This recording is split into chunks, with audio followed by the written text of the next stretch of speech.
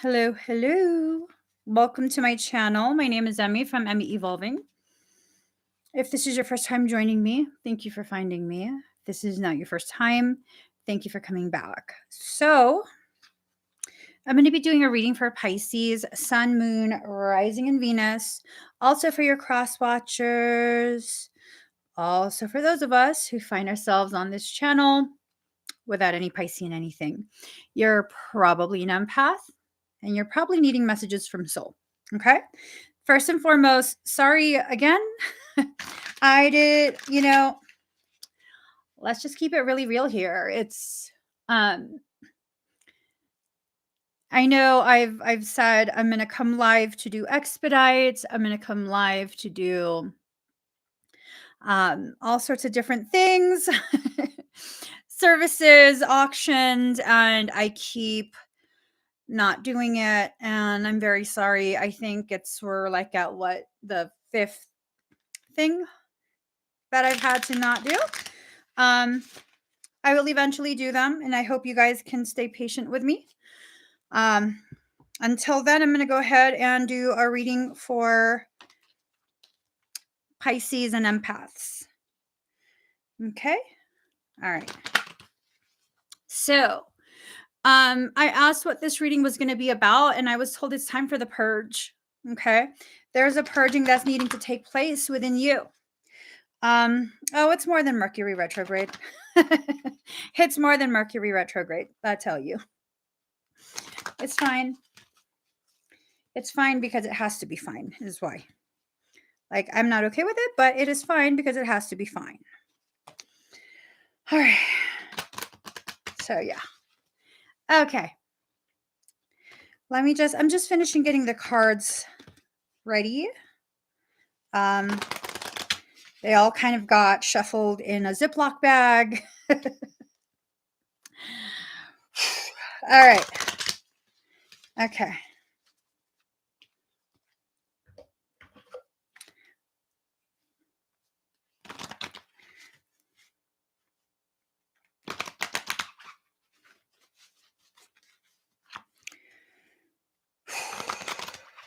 All right. Let's just... Everything in my life is in Ziploc bags. It's okay. It's going to be fine. It's going to be fine. Let's just... Someone needs to be cleansed. Someone needs to be cleansed. I don't know where to put this.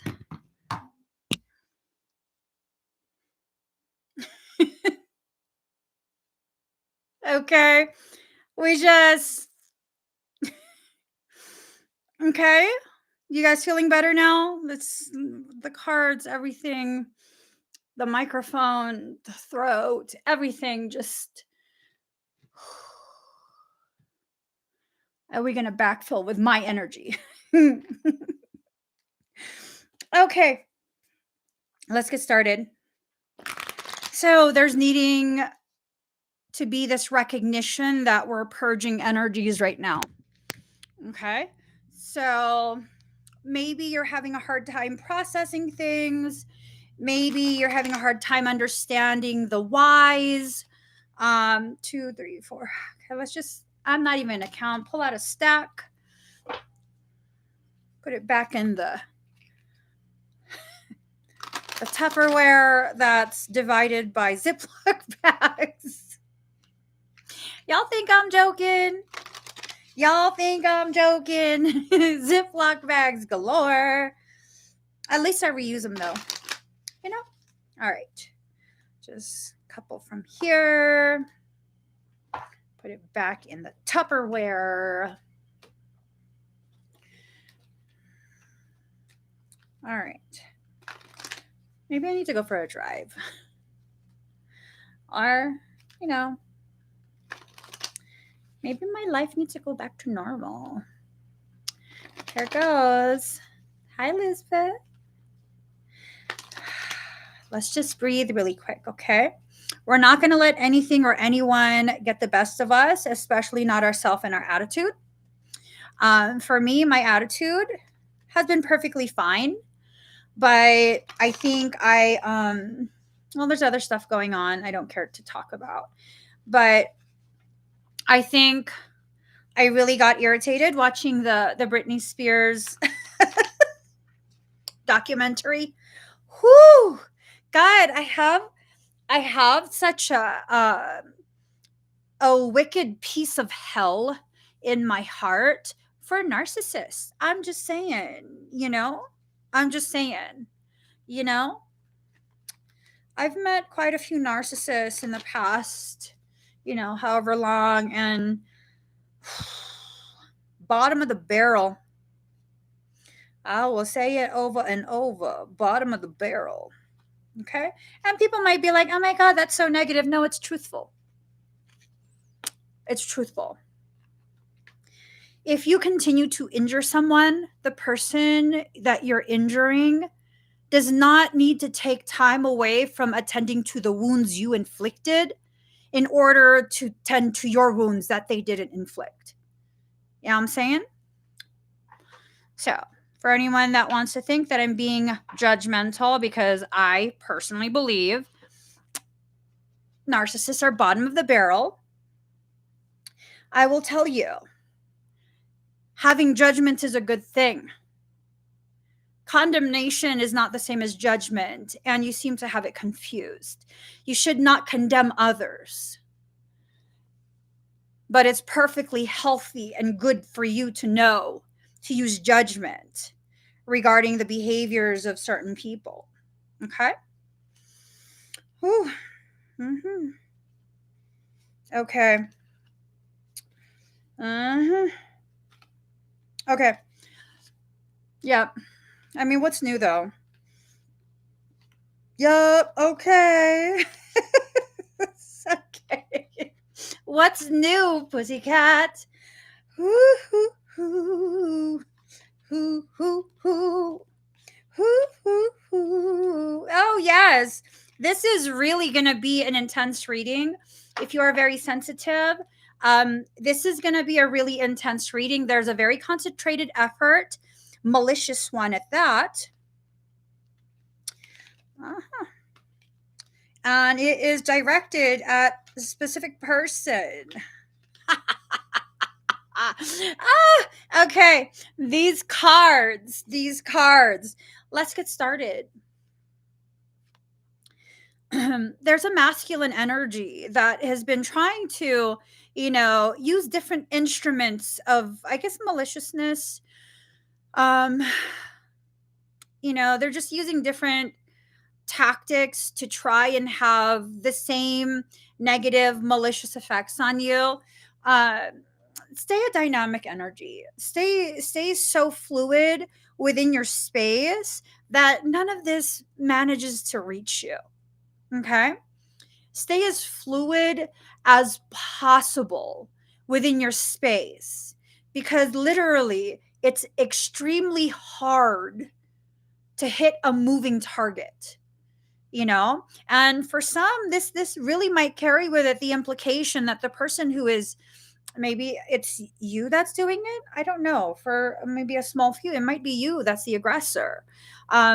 But for most, whoever is trying to access you, they're very angry with you because they probably a bitch ass.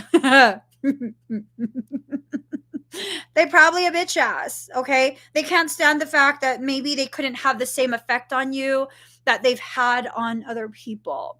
Maybe they're accustomed to being really, really malicious to other people, and they weren't able to do that to you. Maybe you got out of their reach before they could actually like strangle you, metaphorically. Some, I don't know, maybe literally. I don't know. There's a lot of wickedness in the world right now. As much as I would love to provide you guys with like giggles and joking around, and this is a very serious reading tonight. Okay, looking at all the cards, this is a serious reading. So there's a masculine energy, and it's a very toxic one. It's one that believes in ownership of other people, ownership of your ability to choose for yourself, your sovereignty. Okay, this is a very, very toxic person. Okay, For some, it might literally be a man that maybe you've walked away from, a man that's been trying to somehow cross paths with you, like they're trying to time. Oh God, I had someone doing this.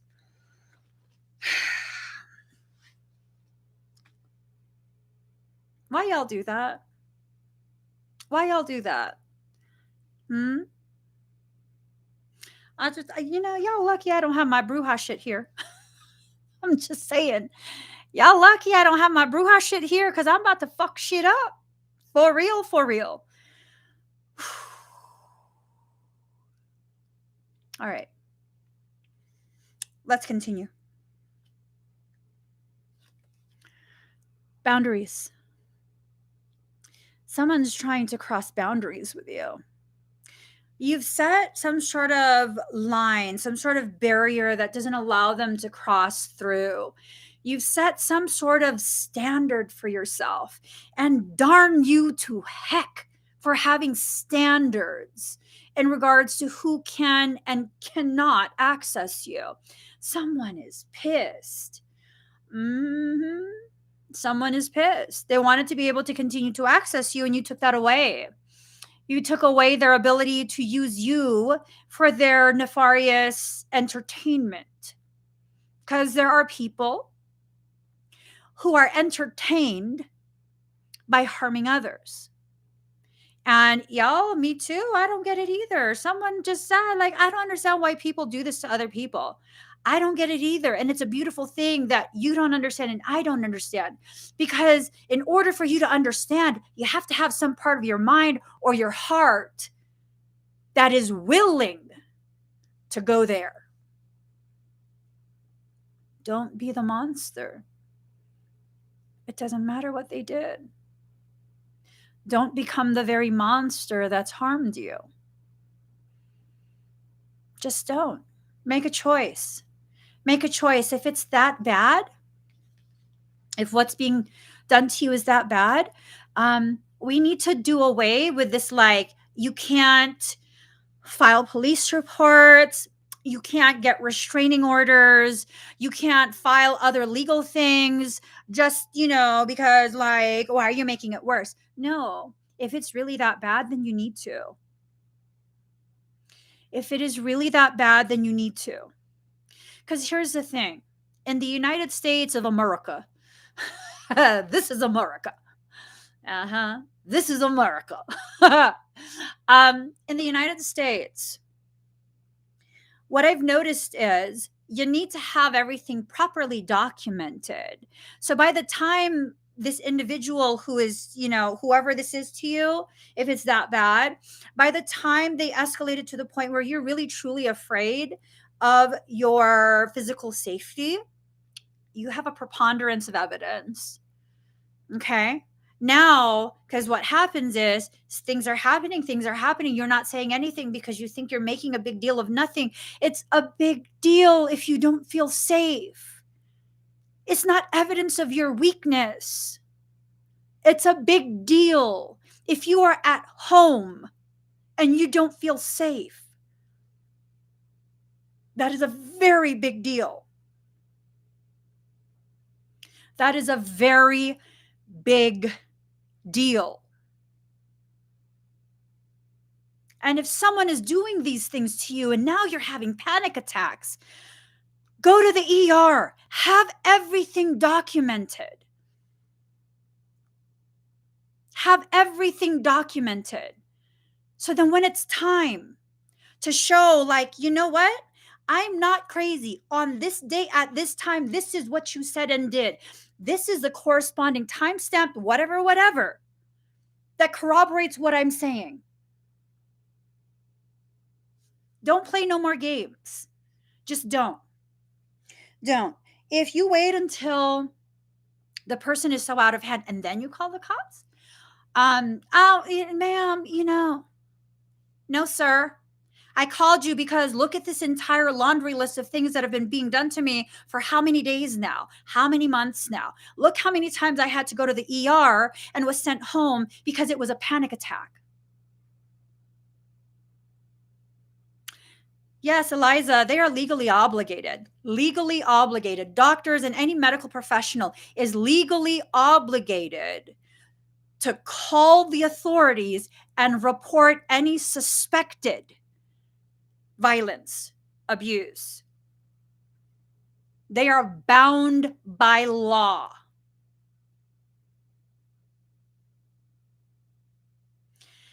This can be a complete stranger doing this to you. This can be someone that you've known for a little bit. This can be someone that maybe you just had a passing interaction with. Like, do what is responsible. If you feel unsafe, you need to begin documenting things. Not after it's gotten real bad or only when it's this. And document everything. Literally everything. Literally everything. I recently went through something that I don't care to share about it publicly yet.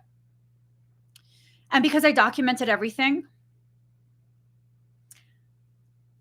the legalities of it, I was protected.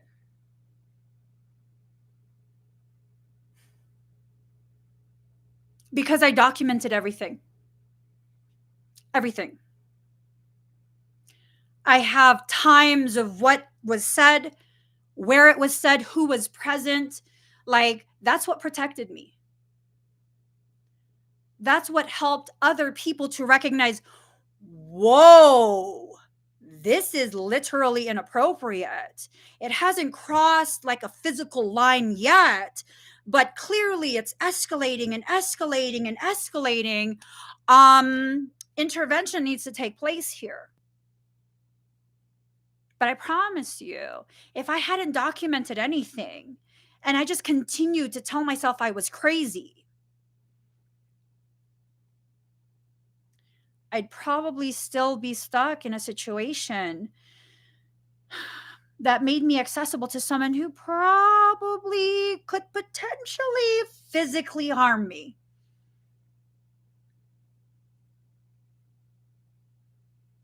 It's not a joke. It's not a joke. The time that we live in, it's not a joke. When people show you they're capable of malicious things, believe them the first time. Even if it's not said, even no fist, elbows, knees, and feet were used, believe them. Believe them. If someone who has a casual connection to you or a business connection to you can get verbally aggressive with you to where you don't feel safe in their presence, believe them.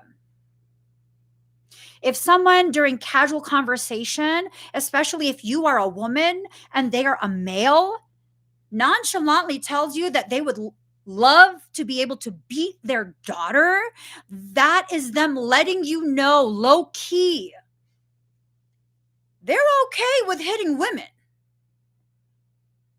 That's them letting you know. Why else would you say that? Well, why else would you let someone know? I would love to hit my kid, but can't because they probably report it. What?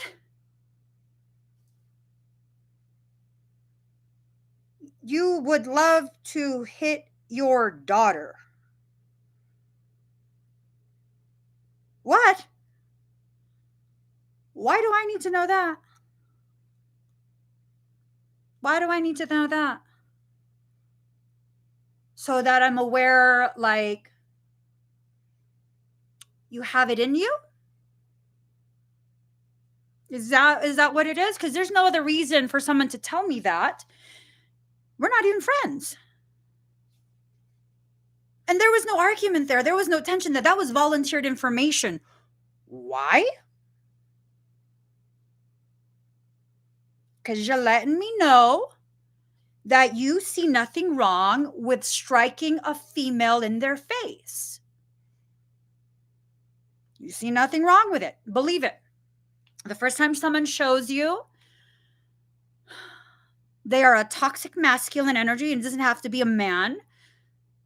If they're toxic masculine, thank you, giraffe. Set that boundary and make it very, very clear. Make it very, very clear. This is the time for you to begin thinking about yourself, thinking about the journey that you're on, thinking about, what you want from your life, not what you don't want, but what you actually want. And if you actually want toxic people to not be able to do ugly things to you, you need to begin taking action. Not all of us are in a situation where you need to involve authorities yet. For some of us, it might not even be a physicality that's, it might be more of an energetic threat. I mean, so many people think that they can find spiritual practices like witchcraft, spell casting, candle magic, all kind of just different things that are not intrinsically malicious, but their intent is malicious. They're going to go over to Pinterest. They're going to go over to TikTok. They're going to go check on Instagram. They're going to go to social media and find all of these different things that you mad at someone. You know how many people have asked me in the past if I would cast a spell on someone? Like, what the fuck you think this is? I'm sorry. Did you think I was one way in front of the camera and another way behind it? Like, I am what I am. I fucking cast spells. You need to be bound. You need to be duct taped, and your internet access needs to be revoked. Who the fuck gave you a phone? I'm just saying. No more Pinterest for you. No more TikTok. Like, it's crazy. It's crazy. I wish I was joking. I've had plenty of people, not everyone, obviously. I've had plenty of people ask me enough about that type of thing. And I'm just like, okay, block this person, check. Go to other social media platforms, block them from there too, check. Put them in a timeout box for a few minutes so they can think about their actions, check. It's craziness. Y'all, just because you don't agree with someone, just because someone pissed you off, does not mean you need to do something to them. You know how many people piss me off? Exactly. Pre-algebra campfire. No, I'm saying pre-algebra campfire. It's a fire cleanse. It's a fire cleanse. So don't become the monster. Don't become the monster, okay? Allow yourself to recognize what this is. You're being triggered for a reason. You're being triggered for a reason. This triggering is the very thing that's causing you to become much more aware. What did I say in yesterday's live stream? What did I say? That for most empaths, probably all empaths, the reason you're empathic as an adult is probably because you felt so unsafe as a child. It's because you had to read the room and read the people, read the moods, read the thoughts to be able to know if you're going to be safe in that room with that person at that time, or if you had to go and be in a different room, or if you could even talk, or if you had to stay silent. Believe it. It helped you in childhood. You learned real well. Believe it. You're not just telling yourself a story. Now, granted, you cannot file police reports and stuff like that without actual evidence. You can't just be like, oh, you know what? I saw something on the floor. I'm going to say it's you. No. But if I start seeing something that looks like a sacrificed animal and you're telling me something about you're placing me on your altar, there's a high likelihood. There's a high likelihood that shit intersects. There's a high fucking likelihood. So now, I'm going to now take that serious. I'm going to now take that. Do I have to be afraid? Well, why? Ask yourself. I'm not saying don't be scared. I'm saying, why are you scared? What is making you scared?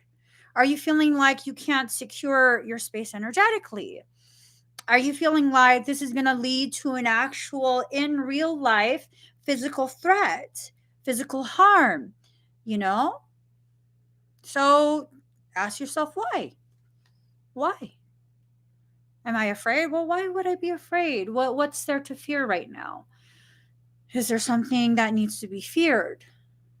And this is not about talking yourself down from feeling afraid. That fear tells you exactly what to pay attention to.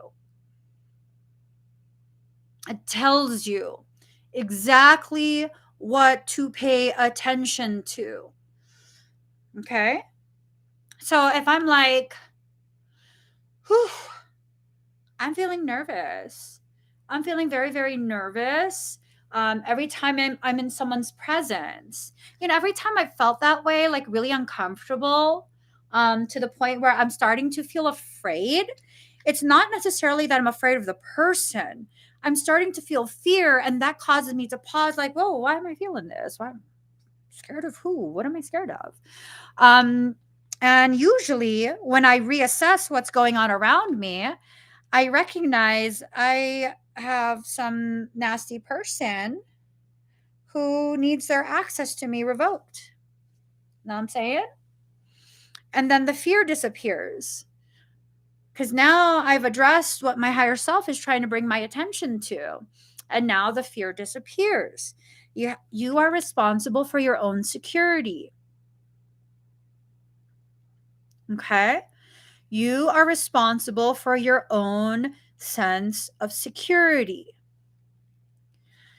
A lot of people think to themselves, like, oh, I don't need to know how to protect myself. I have my phone, I have locks on my doors. I can call the police and just like lock myself in the room and this and that. And, I would hate for you to be in a position where you need the police like right now and you can't get to your phone. Maybe your phone is dead. What do you do then? What do you do then? Maybe you fell asleep, you know, in the office and you were charging your phone in the kitchen. And, what do you do then? You are responsible for your safety, energetic and physical. That is your responsibility. Yes, there are organizations that exist that help you. But at the end of the day, you are responsible for yourself, energetically as well as physically. Allow yourself to be rebalanced. All these things that are going on are really seeking to bring your attention to the fact that something kind of went out of balance. Something went out of balance and it needs to be corrected. And maybe it's something you don't want to deal with. And so things have been allowed to escalate and escalate and escalate until it's now at a point where you have to deal with it.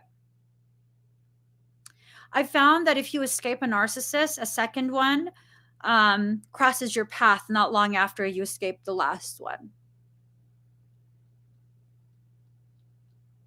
Crazy, huh?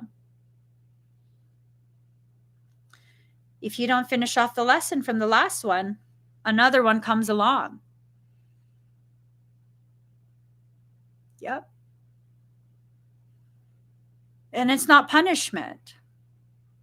It's this thing of you having chosen to simply avoid what needed to be learned. And that doesn't mean you need to be in physical proximity or accessible to a narcissist in order for you to learn.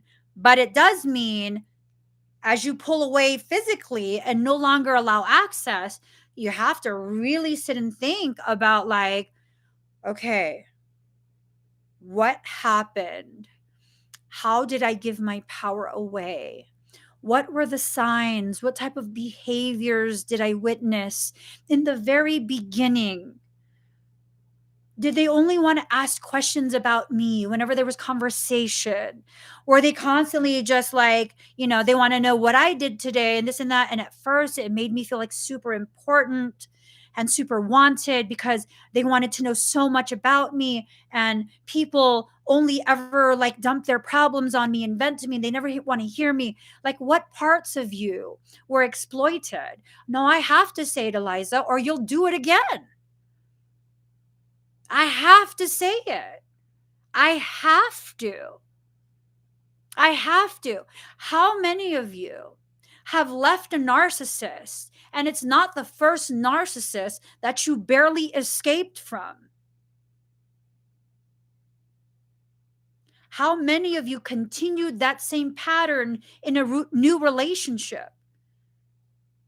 And in that new relationship, that new person was also a narcissist. And when they were hurting you mentally, they were saying, see, now I know why your ex did that to you.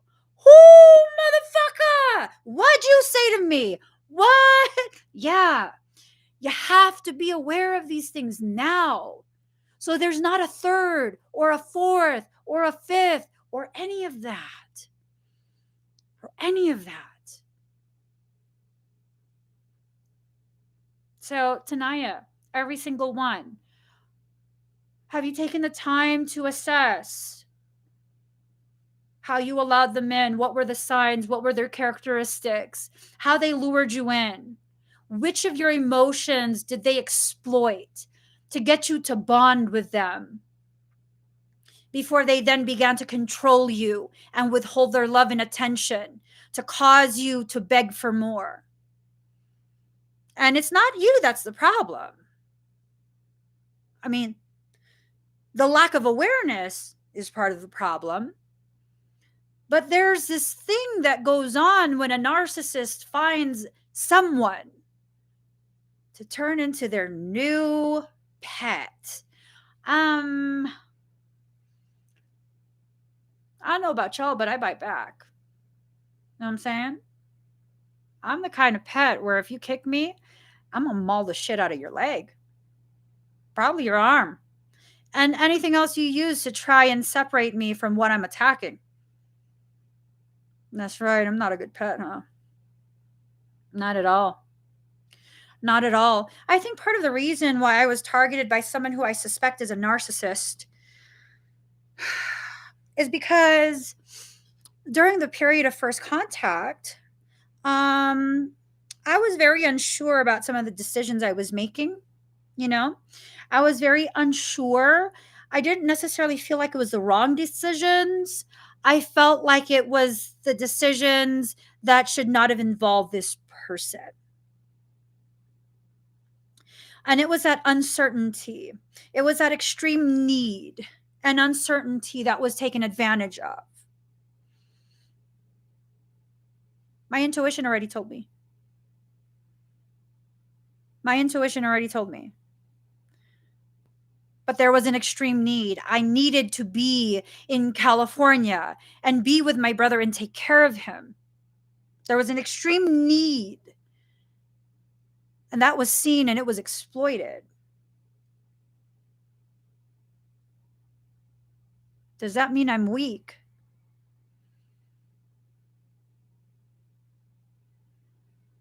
Not at all. Not at all. Allow yourself to see where they entered. Allow yourself to really see it. Stop with the blaming game. Allow yourself to see it. It's very hard when you are newly, freshly out of a narcissistic environment. It is hard. Your sense of self, your sense of self-worth has probably been decimated, okay? That's part of dealing with a narcissist. No, it's not because you're weak. No, it's not because you allowed it. It's because you were manipulated and disempowered to the degree that you didn't realize what was happening until you were so deep into it, you couldn't get yourself out immediately. And that's how they keep it. That's how they like it. They want you completely dependent on them before they show you the truth of who they are. Why? So you can't escape. That's why. That's why. That's why. I had shared previously, like, it took me years crazy. It took me years to allow my husband to buy me things. I did not like it at all. Not only would I never ask for anything, I would get very disturbed and very upset if he surprises me with things. Like, no, why did you get this for me? Like, no, take it back. Like, no, I don't need this. I don't know if you know this, but Geminis like to give gifts. Geminis love to give gifts, you know? Like if they love you, they like to spoil you and you know, take you out to dinner and lunch and movies and whatnot. And I'm always here like, no, it's okay. I got it. My treat. My treat for everything. Because don't freaking pay for any of my stuff because I don't know if you're a narcissist. Years.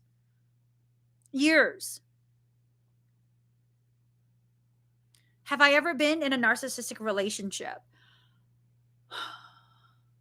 No.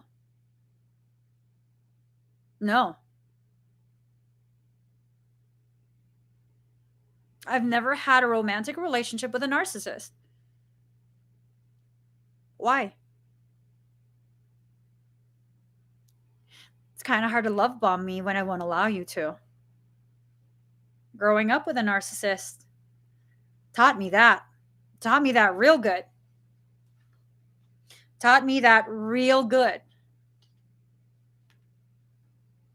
What protected me before eventually became the very thing that was my prison later. Find the balance. Find some sort of balance where you can have that defensive part while you observe people, to give them the time to show you they are earning your trust. They have to earn your trust. Okay? When people try too hard to get you to trust them so quickly and they're offering and offering and offering so much, they could just be a nice person or they could be a raging motherfucking narcissist. Who knows? Well, how do we know, Emmie? Watch them. I'm not going to tell you much of anything for quite some time. I'm not going to tell you much of anything about my life, what I do, yada, yada, yada, for quite some time.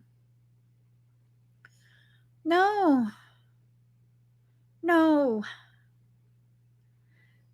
How many times do you have to touch the hot stove before you accept the stove will burn you when it's hot?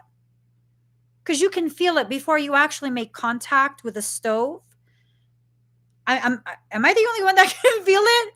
Because as soon as I get near, oh no, it's hot. No, no, I'm good. I mean, y'all can feel it too, right? Or do you actually have to put your hand on the stove, let it start sizzling before you're like, well, it smells kind of burnt. You know what I'm saying? This needs to be something that you allow yourself to accept, because how many of us, when that stove is hot, before we even touch it, we immediately recoil. Like, oh, whoa, damn, I almost touched it. It's hot. That's your intuition. When you feel yourself immediately pull away from someone, only for you to talk yourself into going right back, because don't be mean, give them a chance. You did give them a chance and you recoiled. You pulled away. Why? You pulled away. Your higher self is telling you you're about to get burnt. You're about to get burned. And if you're going to continue to put your hand on the stove, then you're going to actually feel it. And this is important for us to know. Sometimes the only way certain types of people are able to learn is through firsthand experience. So no, it's not because you're dumb. It's not because you're weak. It's not because this or that or whatever other reason you come up with to attack yourself. It's because that was the only way you could learn it. But here's the thing. How many times do you need to learn that lesson? How many times do you have to repeat that lesson before you understand it's a lesson? Second thing that's really important. After you learn the lesson, what happens? You get the test. So it would be extremely irresponsible of me to be like, okay, you've escaped the narcissist. You're safe now. No, you've learned the lesson. Here comes the test. Well, what will the test look like? I don't know. Ask your higher self. I don't know. I don't know. I do know that when I left behind the second to last narcissist, I didn't take the proper actions that I needed to take. And it's kind of like, okay, just to like reestablish some sense of peace. I didn't want to stress out my sibling with the heart problems. I'll just leave it alone. But I was like, okay, I've learned. No, I'm good now. I'm good. I'm good. And then here comes another narc. And I went into that with this sense of, am I tripping? Am I tripping? Because it's kind of hurting right here. Like, what is this feeling? Like, but I need a place to take care of my brother in. Like, I need to be in California, and like, I have to take care of him. He's really, really sick at this point. I have to come back. And then what happened? I distinctly remember telling myself on that airplane as I was moving back to California, I'm going to learn something profound here, and whatever I need to do is what I will do. I'm not repeating that. Whatever happened with the previous narc, I'm not repeating that. I wish a motherfucker wouldn't. But if a motherfucker does, then I'm going to have to respond accordingly. I'm going to have to take proper action. And you best believe, because I already had this weird ass feeling, document everything. Document everything. Just even with me saying, this is fucking crazy. Why the fuck am I fucking texting myself this shit? Why am I like, oh my God, what the fuck am I doing? Like, no, I'm tripping now. Just fucking text it to yourself anyways. Michael in my ear, don't forget this detail. Don't forget to note the time. Don't forget to quote them exactly the way you wrote it in your phone when they were saying it to you. Quote it exactly. And I felt crazy for doing that. I literally felt crazy for doing that. But that's the very crazy shit that fucking saved me. That's what saved me.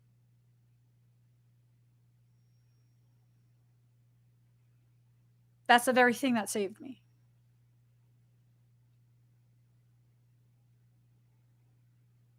Yeah.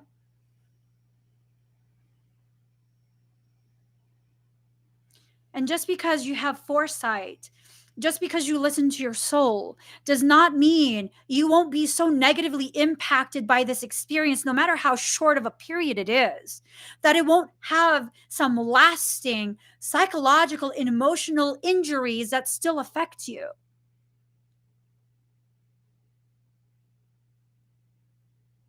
Mm-hmm. Yeah.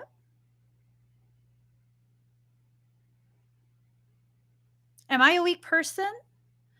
No. There's nothing weak about me. Powerful people are not devoid of fear.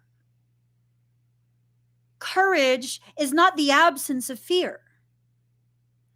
To be truly powerful and courageous is to consciously decide, even with fear present, to make decisions and place solutions into action. Implement your solutions so that your situation doesn't continue. You guys, we have really distorted the term narcissist to the degree that now it's like it doesn't carry with it the gravity of what a narcissist actually does and how it affects the empath. I had a full fucking mental breakdown dealing with someone who I suspect is a malignant narcissist for only a couple months.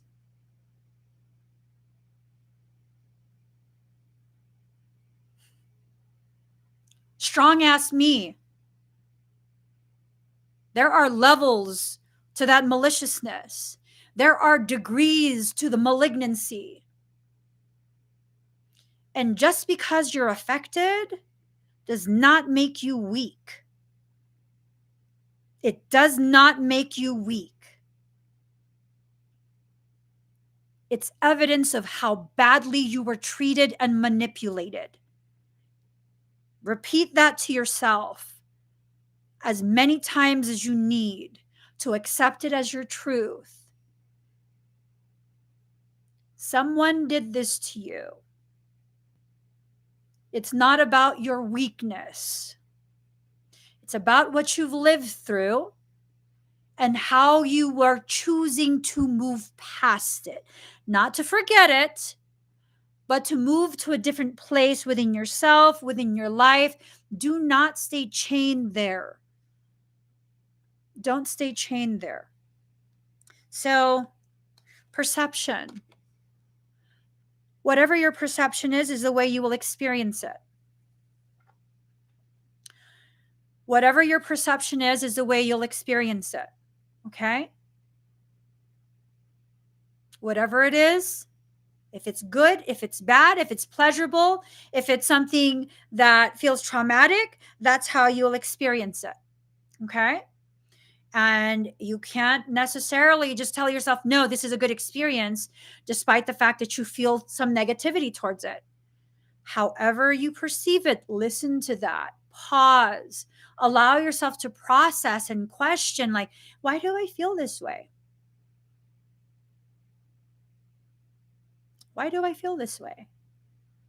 You know, it tells me something tremendous if, despite the fact that, you know,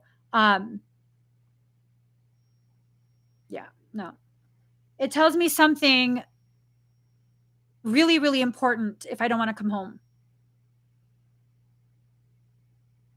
If I'm having anxiety, like to the degree where I'm now hyperventilating and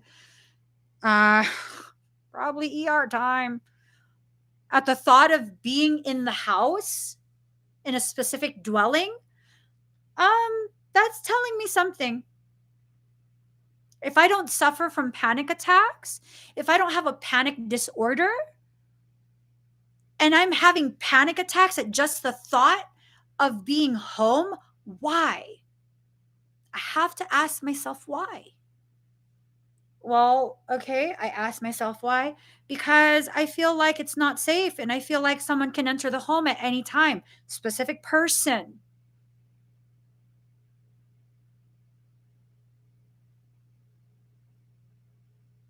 Is that me being weak? I'm not going to play this game of like, no, I can fuck people up. No, I probably could like do a lot of shit, but why should I have to? Why should I go to a place that's supposed to be my sacred space and have to be on guard? Like, okay, is today the day? Is it going to be this afternoon? Is it going to be tonight? Will I be awake when someone enters? Like, are they like how much are they going to harm me? It's your home. This applies to your mind as well. It applies to your heart. Take a short vacation.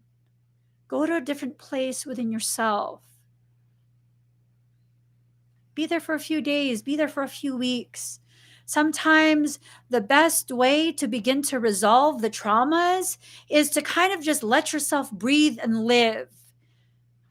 Sometimes we got to pretend for a little bit. Like, okay, this is just a vacation. I like everything. I just got to breathe. Okay, safe here. That's not a permanent solution, obviously. That's not going to help you to heal, obviously. But if you're already so stressed out, I mean, you need to experience some level of gentleness with yourself. You need to allow yourself to feel like you can breathe a full inhale of air. Just breathe for once. Allow yourself to use discernment. And what do you need to use your discernment for? Well, for seeking out the truth, of course. Okay? You have to make sure you seek the actual truth, not someone else's interpretation of the truth. Not someone else's interpretation. Your heart and your mind are not the same as other people's, okay? Especially if you're dealing with someone who is an actual narcissist. I had a narcissist once, a suspected narcissist, because I'm not a psychologist. I suspected this person was a narcissist. Can you guys hear me okay?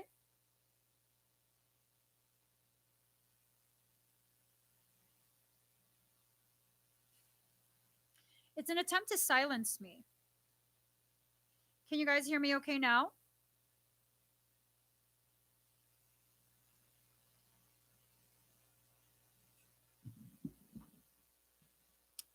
Can you guys hear me okay now?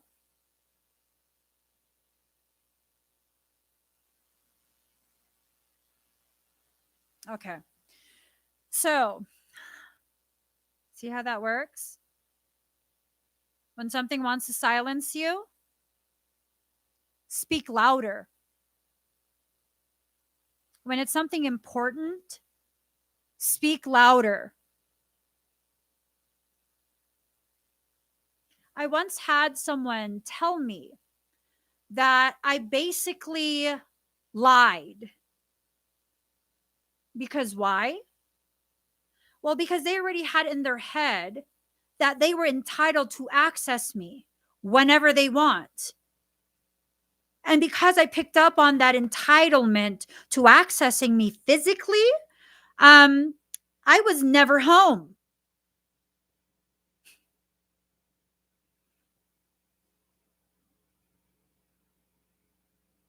I don't give a shit how you perceive that.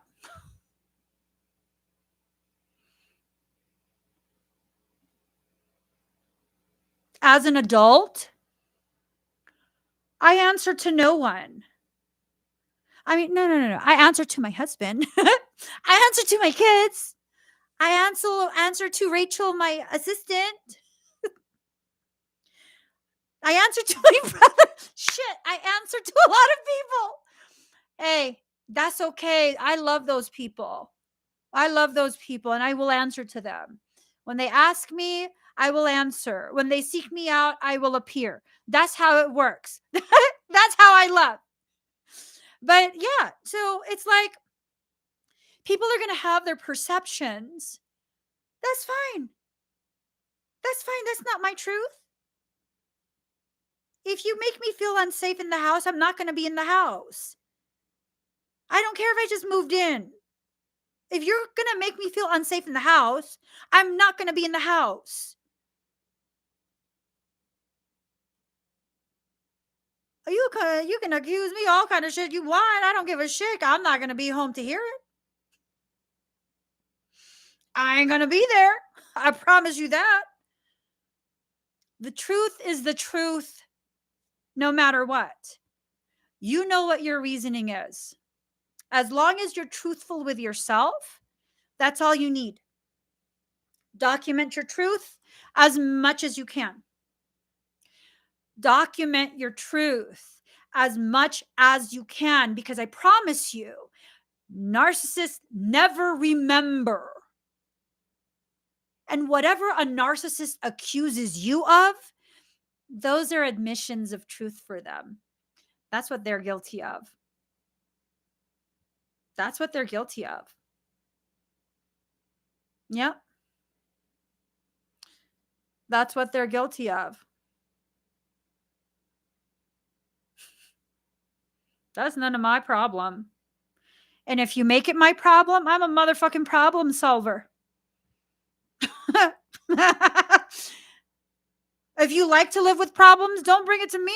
Don't involve me, because I'm a motherfucking problem solver. So we have this like group chat between me and my two brothers. And we all have like a really dry fucking sense of humor. We all have a really dry sense of humor, right?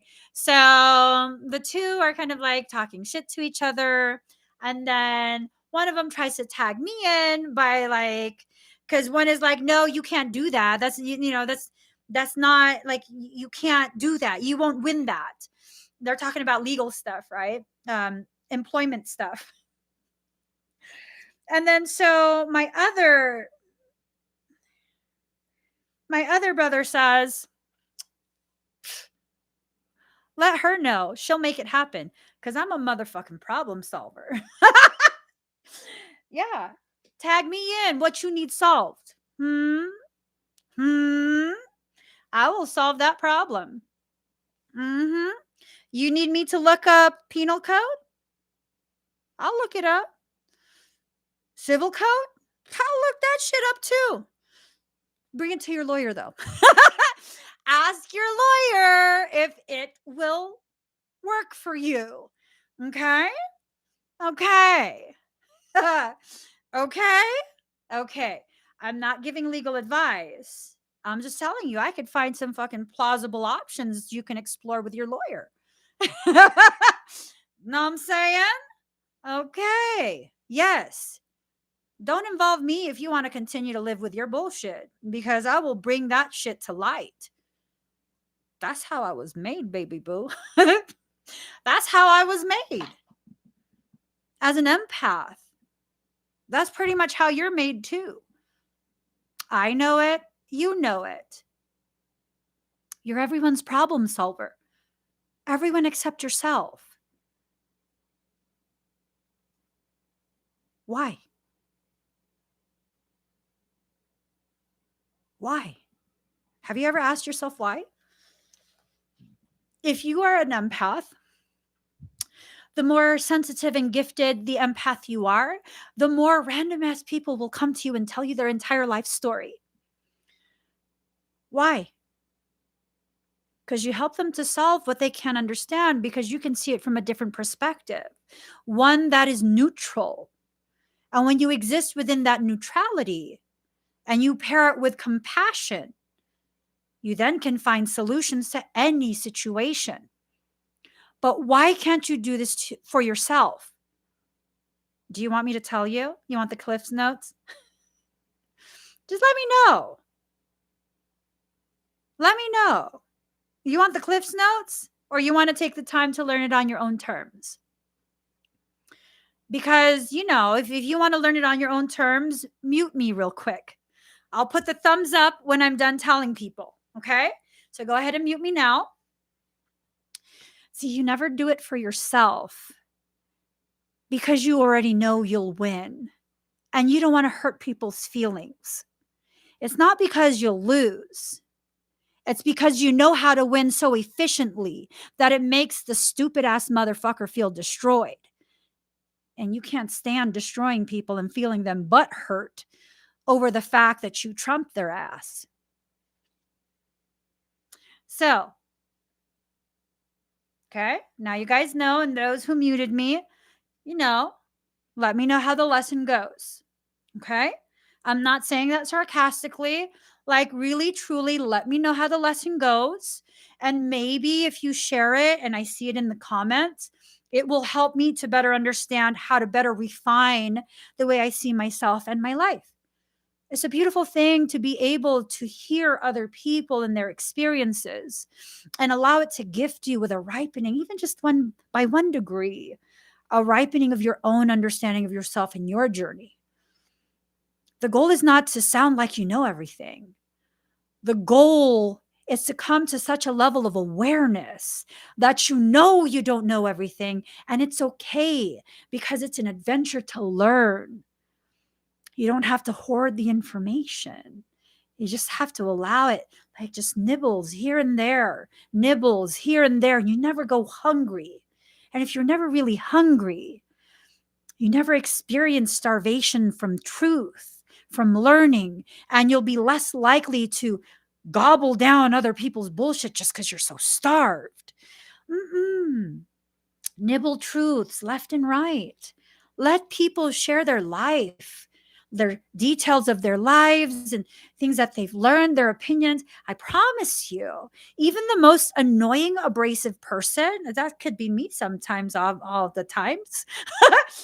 Yeah, I am fully aware I can be annoying and abrasive. Just call me dermabrasion. Yeah, no, even those people, they can help you learn a lot. They really, really can. They really, really can. I was thinking, I still haven't reinstalled Facebook on my phone, but I was thinking this morning because Pisces. So that grandpa, I totally was like, because he asked, like, how could you say you're God? Do you not believe in our God? And I kind of wanted this morning to reinstall Facebook and be like, sir, I'm Muslim.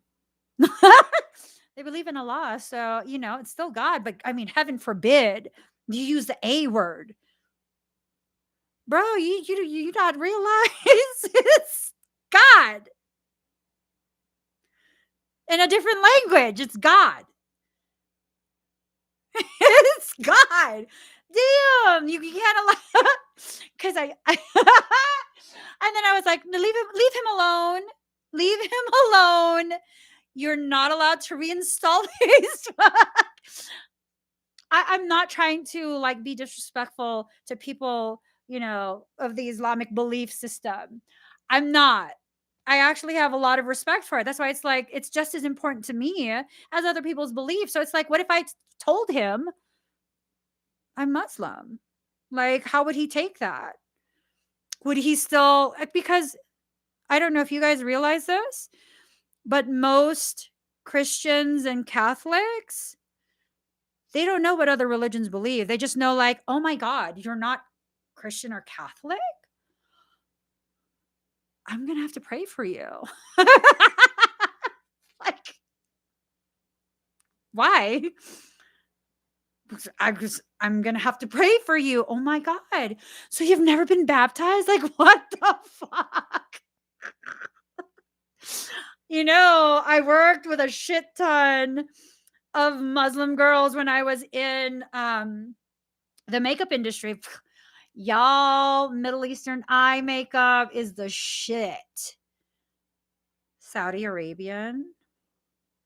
Like, bitch. Would you have some fucking shame with those fleeky as fuck brows and then you got to pair it with liner that can cut a bitch?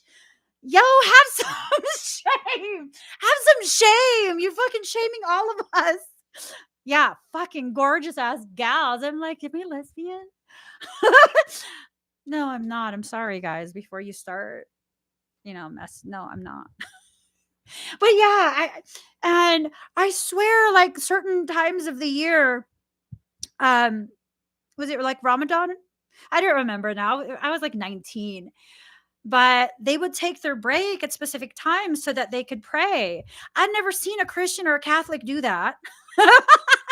And you want to pray for them? I promise you, they praying more than you. I promise you. They're praying more than you. Even my coworkers when I was working security, oh yeah, no, he would take his break at specific times. I'm like, oh hey, where are you gonna go for your break? I'll go with you. And he'd be like, oh no, I'm gonna go pray. Oh, well shit. Should I pray too? And he'd laugh like, I don't know.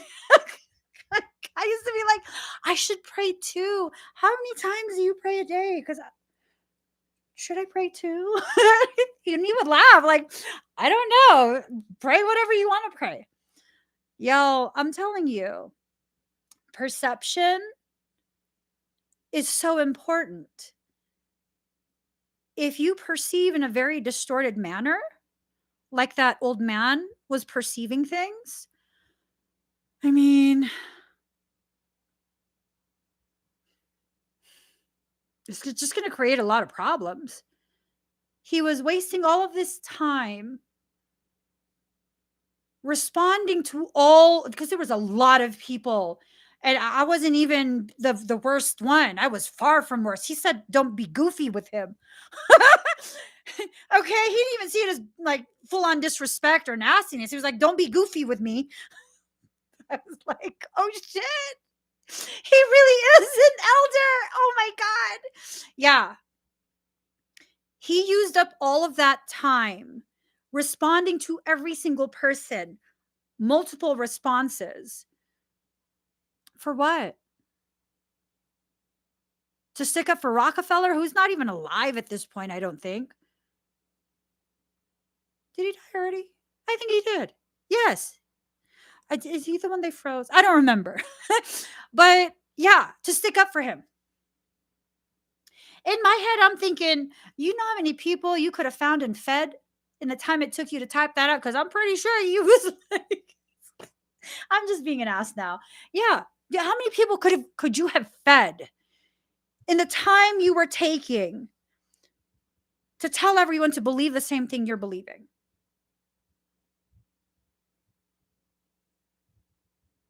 And that's why organized stuff just really doesn't sit well with me, because all this time that we're spending in mass, which is a ritual, that's at least an hour. If you want to do it quick, it's 45 minutes. How many people could we have fed in that 45 minutes? How many people could you have found and fed in those 45 minutes? My kids used to go to school in Stockton, California. Stockton. And I would bring care packages in the trunk of our car. And we would look for people to feed. Not with any organizations, me and my kids. And they were all toddlers. You know how many people I can feed in 45 minutes? Jesus Christ. That level. Jesus Christ level. And we're wasting all this time debating on things. We need to purge that out of our priority list. Here's the thing. In order for something to truly be a priority, you only get one priority. Because if there's other priorities, then they're not priorities anymore. It's a to-do list. What's your priority? What's your priority? If you haven't thought about it yet, this is an indication that you need to begin thinking about what your priority is. What's the first thing you want to achieve? I saw a post on social media.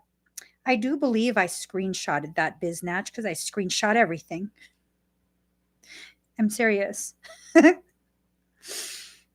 I screenshot lots of shit. Literally everything that I come across. I wish I was joking. Look at this. Oops. Look at this. Dad buys her daughter a cat so she doesn't look into the phone so much. The daughter and the cat. Oh, hold on. Here.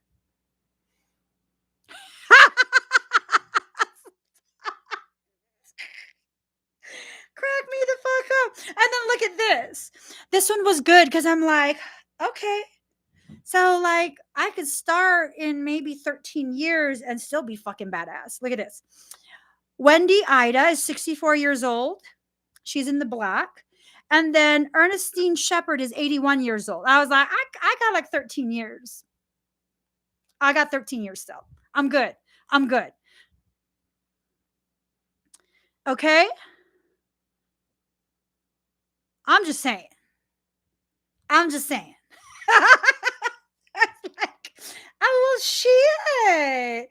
Okay. Are we still good? I don't know where it is. But it said something.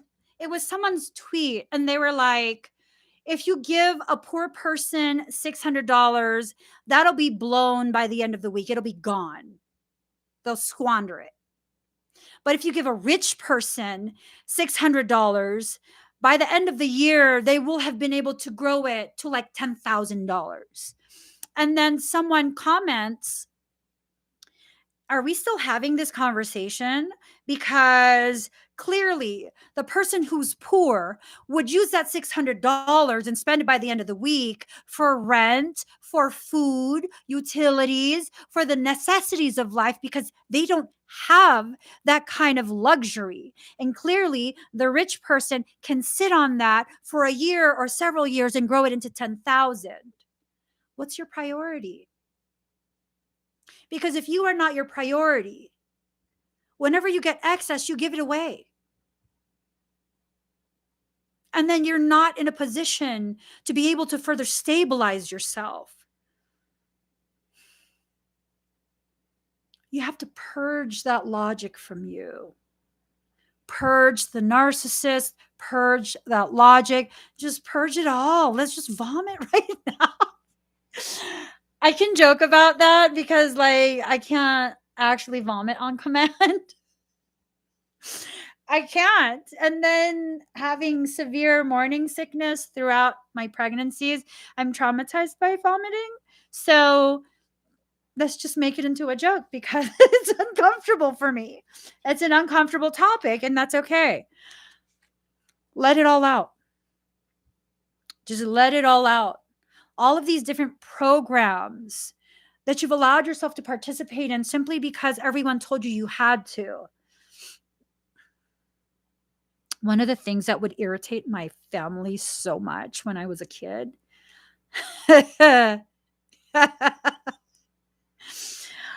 was that I would be like, why do I have to? Because I'm going to beat your ass if you don't. I would hear that. Because I'm going to beat your ass if you don't. Okay, well, like, what part?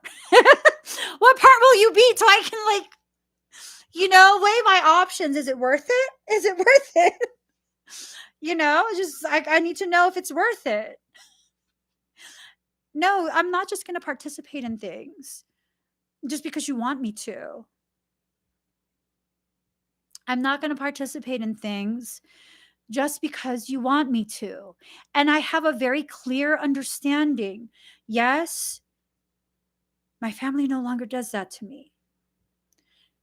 But yes, the rest of the world still will. And that's okay. Because if I refuse to do it with my family, I'm not going to do it with strangers. I'm just not. When people have this logic that they can pressure me into doing something without me realizing that they're pressuring me into doing something. Like, I fucking know what you're doing. Why would you even try? Because you think you're the exception?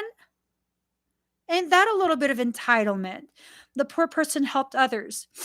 During the time that I spent in the parking lot, we're just going to call it the clubhouse, okay?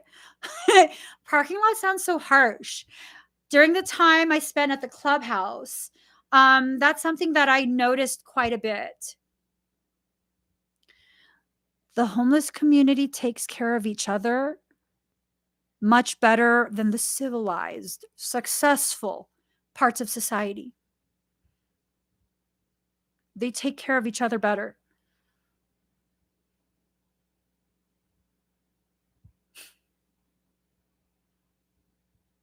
I would much more gladly and proudly be a member of the homeless community than I would regular society.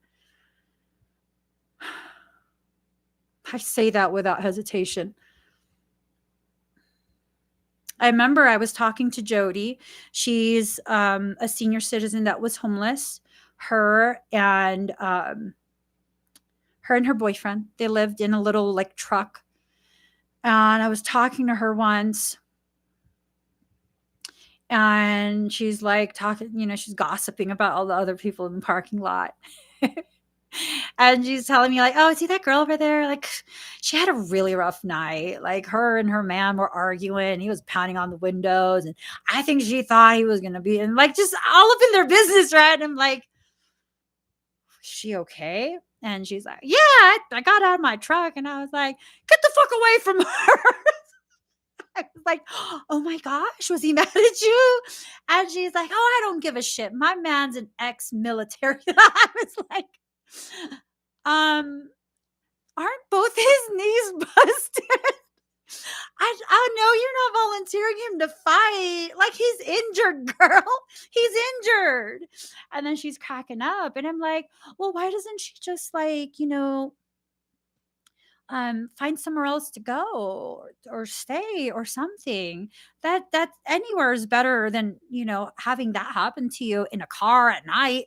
And she said a few things that really, really touched me. She's like, not everyone has options, and we have to be okay with what people think their limits are. Not those words, but that's the gist of what she was telling me. Where the homeless people are able to accept each other's lot in life without condemnation. The one thing that I admire the most about homeless communities is that when they shun you, it's because you're an asshole. It's not because your life story sucks. It's not because you've struggled with addiction. It's not because this, not because that. All the things that society tells you is a reason for the rest of society to toss you away. Yeah, homeless communities don't give a shit about that. They only shun you when you're a fucking asshole, when you're hurtful and harmful to other people. That's when. But I swear to God, how many of you, and please be honest, how many of you pass a homeless person and not even see a human being suffering? I'm not trying to guilt you. I'm trying to bring your awareness to where you are within your journey right now. How many of us see a homeless person and think, God, if they just wouldn't be lazy and try and find work, who will hire someone who cannot take a bath, cannot do their laundry? They have no mailing address. How will they get hired? How many of us have passed homeless people and thought, oh, I would love to give to you, but I know you're going to use it for alcohol. I know you're going to use it to buy drugs. How do you know that? And who are you to tell someone that their help that they deserve, it's on conditions? You do what I say, or you don't get anything. And these are things we don't think about. It doesn't make you a bad person when you think like this. It just means you're still within the grasp of the toxicity that society exists with. It does not mean you are a bad person. But when you become aware that you are still doing these things, participating in these types of perceptions, be aware, make changes. That doesn't mean you give everything away to all the homeless people. You're going to end up homeless yourself. That means when you're called to, if you have, share what you can. If you can't and you're called to, people like to be treated with dignity. They like to be acknowledged. They like to feel that other people still care, that the world notices they exist, and so they should continue to exist. They should continue to stay alive. Sometimes they just want to be heard. There's been quite a few times where I've come across homeless people who, hey, are you hungry? Do you want to eat? No, they already ate. Someone already helped. Okay, how's your day? What you been up to? You come here often? Tell me your story. Did you travel here? Are you originally from here? You got family? They know where you are. What's your favorite color? What part of town is your favorite? Where are the people nicest in this town? It's not always about giving someone dollar bills. We have to purge all of this toxicity, and we have to allow ourselves to really come back together as communities. Communities are the original church. That's what church was. A community of people, a congregation, a coming together of different components out of love. It's not that anymore. I'll tell you that much. It's not that anymore. It's really not that anymore, And again, I'm not sitting here saying that it's your job to feed everyone. As empaths, as Pisceans, we do a lot for other people. Please listen to what I'm about to share.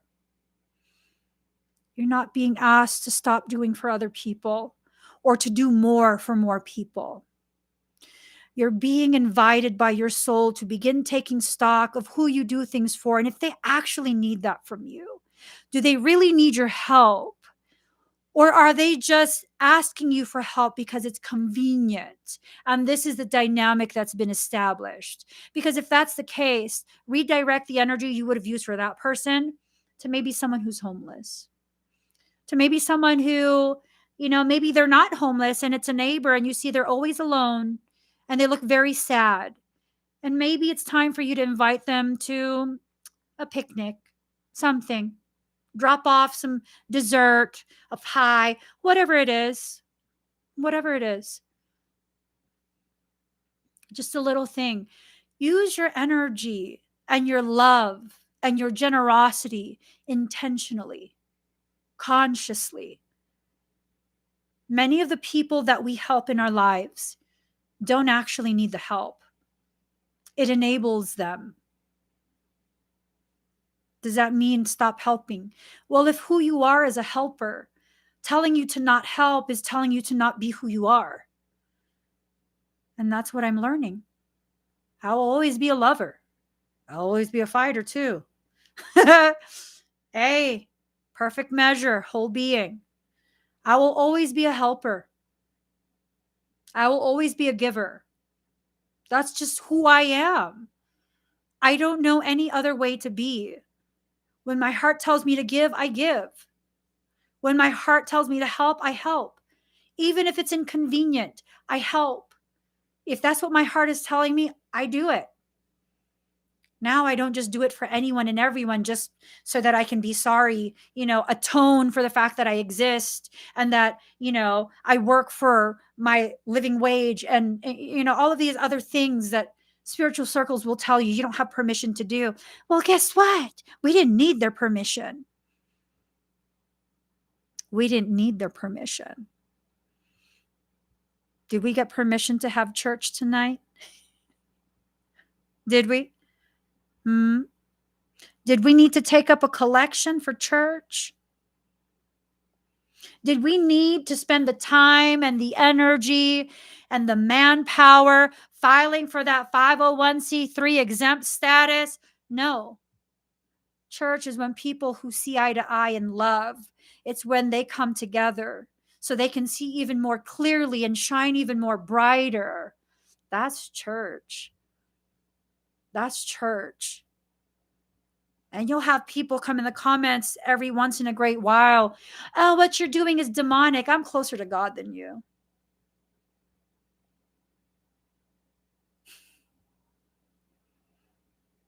because I would never go to someone's sacred space and condemn them for who they are, unless they are being intentionally malicious and malignant to other people, hurtful and harmful intentionally. Yeah, I'm gonna have to say something.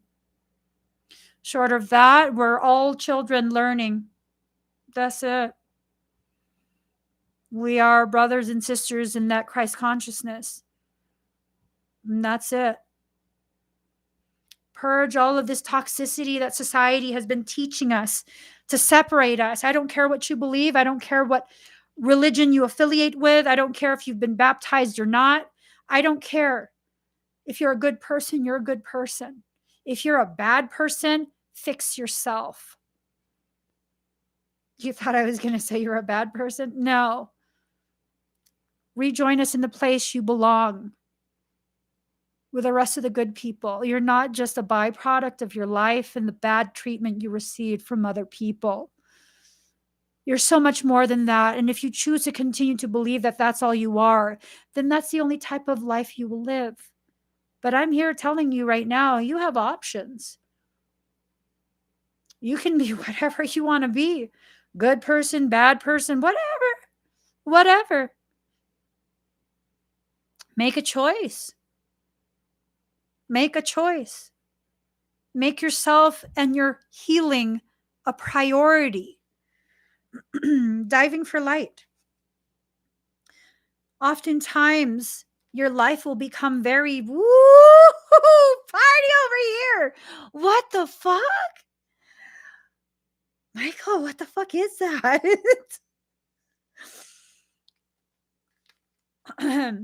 Hold up. Bish. Wake up, Bish. Bish, is that the Federation? Yes. Is what's going on? Is what I am thinking actually what's going on? Yes.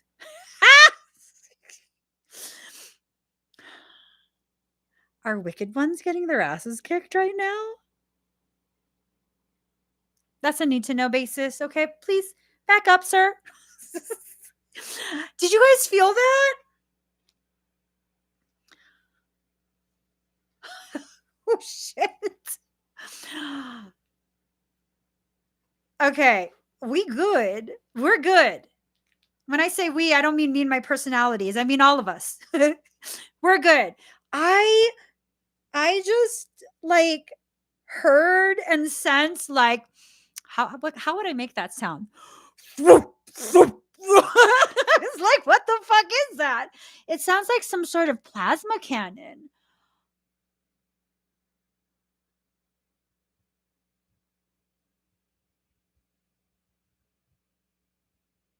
It's like it's like plasma and then a ball of like a sonic, like percussive blow. So the plasma, once it hits something, it coats it and it that's like badass. I don't that, I'm like, holy shit. The fuck was that? So I'm not into galactic things. I'm just not. It's not my cup of tea. It is not my cup of Darjeeling. I just, like, oh, aliens. Not saying aliens don't exist. I just don't like them. Angels are aliens? Angels are ET. ETs are extraterrestrial. That means they're not native to Earth, and angels are not native to Earth, but they're not extraterrestrial as in outer planetary. They're extraterrestrial as in extra dimensional. Does that make sense? Anyways, sometimes your life gets dark and you're surrounded by darkness in order for you to begin recognizing how bright your light actually is. Okay? Okay? So, just to kind of clarify, sorry. that thing that I just noticed, it's this sense of whatever galactic stuff had been just observing in the atmosphere, cloaked and observing. Again, I'm not into galactic things, but whatever they were, there were several, I guess you could say, battalions and armadas and stuff. They went into full engage. They went into a full engagement and shots fired. I don't know why I think that's funny, but it is. Shots have been fired. Shots have been fired. I don't know. I would not be surprised if it has ramifications on the earth. I wouldn't be surprised if it begins to have like causing some sort of, tectonic shit. I'm told not to talk about it anymore. Okay. Card number 39, free from judgment, free to love. Free from judgment, free to love. Free yourself from the people who condemn you so that you can free yourself to love yourself. It's extremely challenging to love yourself when you're around people who continue to judge you in the traditional sense of the word judgment, not the more appropriate judgment as a component of discernment. Free yourself from the people who condemn you so that you'll have more time, space, energy, and focus to begin loving yourself again. Okay? Card number 43, come to life. Allowing yourself to really, truly begin living. Living in fear is not living. It's simply existing. Sorry, guys. Hello? What's up? Oh, hold on. Hold on. Maybe the aliens took it. Hold on. Let me check. Sorry, guys. Hold on a second. Everybody, hold on. Because I'm live streaming and answering a phone call. Very important phone call. Hold 1 second. Hold on. I'll put you on speakerphone. Watch your language, sir. You're on speakerphone. What? For real? You're for real. It's still pending. Well, I'm a pirate. Yes, you are. Hard. You're stupid. Hold on. What? When we get the scooter today, when you come today. It doesn't say that it was delivered yet. Oh, I thought you said today. Should be sometime. Yeah, it should be sometime today. But I mean, did you feel the aliens? They're detonating shit up there. So, that probably slowed it down. No, man, that's not the aliens. That's the god of thunder. Tell me I need to go out tonight and have a few drinks. No, go. You know what? Let me end my live stream. Let me finish my live stream. We will have a conversation, sir. Okay. Bye. He's not going out. No, I don't know if he's going out.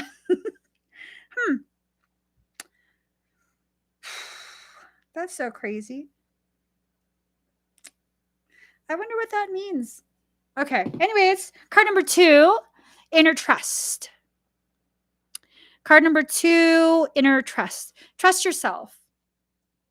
Trust yourself. Sorry, I've never believed in aliens. When I see one, maybe, who knows? But that's okay if you don't believe. I don't want to believe either.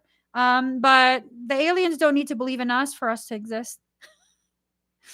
I don't need someone in Timbuktu to believe in my existence for me to exist, and they don't need me to believe. So, yeah, it's just one of those things. We all kind of just believe what we believe, right? And I'm not into galactic things. I'm just not. So, but yeah, I don't want to believe, but yeah. Moving on, card number 32, faith in the process. Just really knowing that you're going through things and the things you're going through are helping to shape your perception. They're helping to bring clarity on certain things that maybe, weren't very clear before. It's just one of those things, like maybe before we felt like we had no other option. We had to stay where we are because there's no other options. And maybe now we're not there anymore. And we realize, damn, there were other options. There were other places. places that are safer, places that are more peaceful. There's other options, like really allowing yourself to experience what you're experiencing so you can become even more aware of how many options are presented to you by your life. Card number 15, big, bold vision. Big, bold vision. Okay. Allowing yourself to really, really see differently. When you don't let yourself see differently, you don't realize there are other options being presented. If I think the right way is that way, like it's just, it has to be that way. And my soul is over here presenting me options. That's my blind spot. I'm not going to be able to see that there's other options. And then I'm going to continue to live with this knowing that I'm stuck here. There's no other way because there's a wall right there. I can't get out. There's no door. When in reality, the door's already been unlocked. Your higher self unlocked the door. And he keeps calling your name. You're like, no, I'm busy. I'm trying to figure this out. It's a brick wall. There's a door. There's a door. Allow yourself to really look the full span, all the way around, a 360 view of your life and where you're at. Let go of this need to classify failure, success, all, the two polarities. The two polarities, like, oh, I'm late, I'm behind.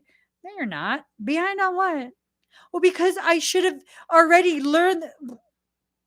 Like I tell my kids, you learn this when you learn this. And if you're going to attack yourself because you don't know what you're still in the process of learning, what is that going to do? What is that going to do? Is that going to help you to learn? Making yourself feel like you're incapable, is that going to help you to learn? You know that much of your life you've already treated yourself as though you're incapable.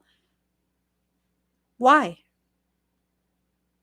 Because you're so highly capable, it makes the people in your environment uncomfortable. And to accommodate their need for comfort, you go ahead and shrink yourself down and shrink yourself down and shrink yourself down. Aren't you tired of shrinking? Because no matter how small you make yourself, it's not small enough for people who need you even smaller. And why do they need you smaller? To fit you in their pocket? To make you easier to handle? They can just walk somewhere else. One of the things that I really resent,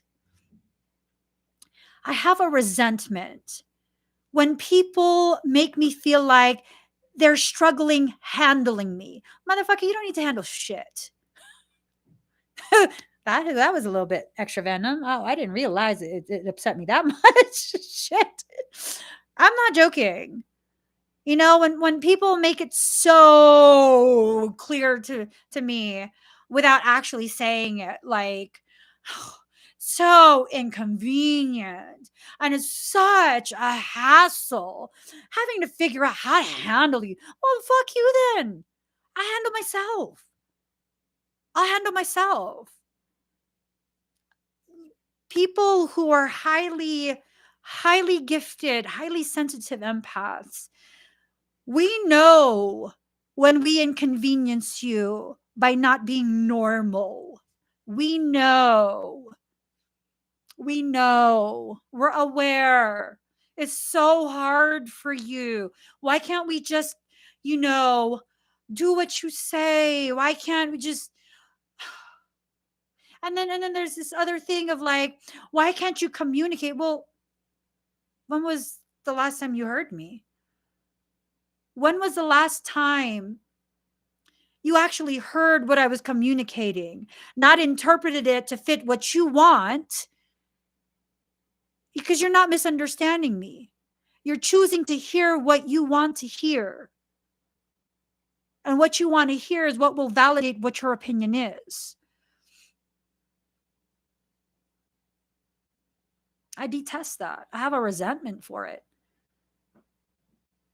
I have such a resentment for environments where I feel like I'm just being tolerated. Let me just not come around. It's really not that fucking important. It's really not that fucking important that I need to come around and inconvenience you multiple times. I mean, the first time I see that, it's more than enough for me. That's more than enough for me. I'm good. I'm good. No, I don't need to come over. No, no, you don't need to text me either. Like, I'm just good. I'm good. There's just there's something about being in the presence of like-minded people. And when I say like-minded, I'm not saying people who simply agree with me. I'm saying like-minded as in people who have hurt in the same way I have. Ooh, felt that. Ooh, people who have hurt in the same way I have. Mm.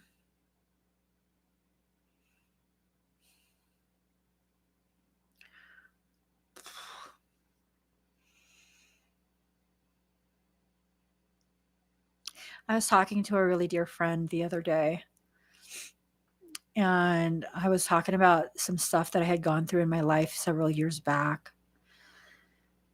And I was like, have you ever seen old videos of me, like old live streams or really old pictures from several years back? Because if you have, you can look in my eyes and you can see there's like some like depth of hurt behind them. You could see like how just destroyed I was as a person. And it presents itself as like, because I already naturally have really dark eyes, right? You typically can't see my pupils. And when it hurts that bad, it's almost like the black gets darker. It becomes like this liquid abyss. Have you noticed that it shows up in your eyes? No matter how much you try and joke around, you can't hide the liquid abyss. Just can't hide it.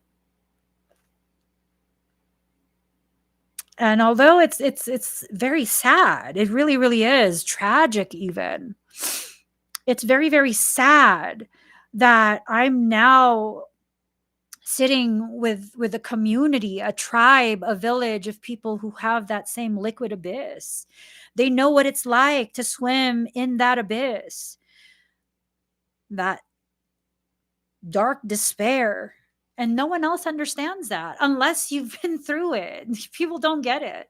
Like, oh, when you were sad. No, I wasn't sad. I was destroyed. How human of you to think that the word sadness could possibly begin to express the experience that I had. It wasn't sadness. It was utter and complete internal destruction. Oh, but you piece yourself back together. I didn't piece myself back together. I completely died and chose to be reborn. People won't get that. And I'm still at a point in my journey where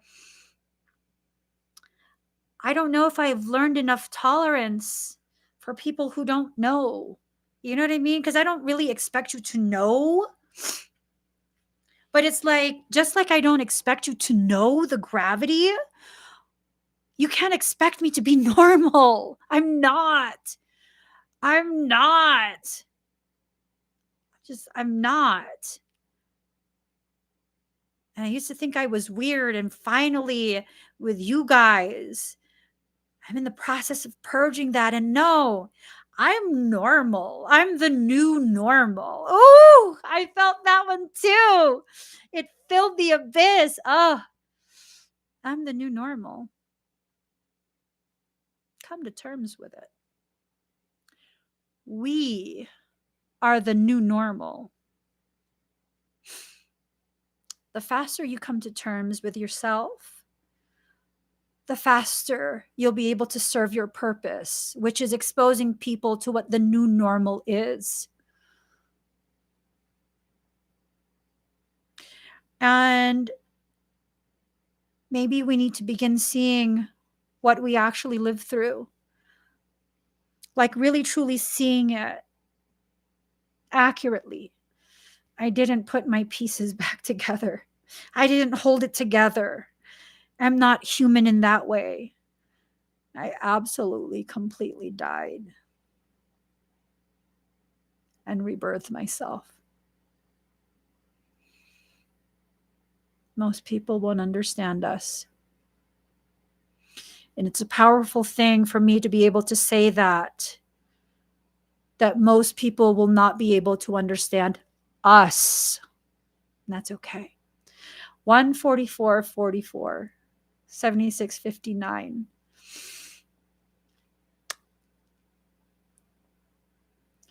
11 p.m.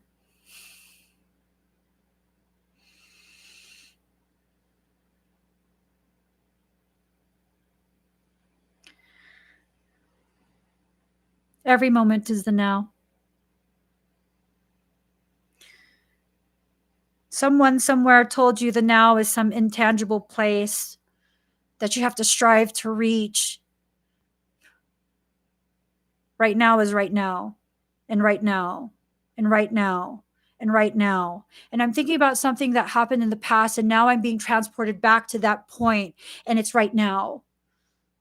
And when I feel something strongly, that takes me to a future point, and that's right now. That's all there is. Time, your life, your memories, your future, your potentiality, they're nothing but a strings of now strung together. Now, now, now, now. Toss it all out. All of these concepts that we're taught by people who are educated, people who have the proper letters after their name, people who have the certificates and degrees, and people who they all spew bullshit that helps better confine the intellectuals. I'm not just intellectual, I'm sovereign. Everything is now. We're told I am you, you are me. Okay. What am I thinking right now? Then you are not me and I am not you. Eventually we go back to that state, but right now we're individuated. You want to, you're going through detachment, you need to release, let go. Okay. What are you letting go of? I'm not sure. So then why are you wasting your energy on letting go? Well, because that's, like spiritual. That's not spiritual. Because someone told you that you need to let go of something.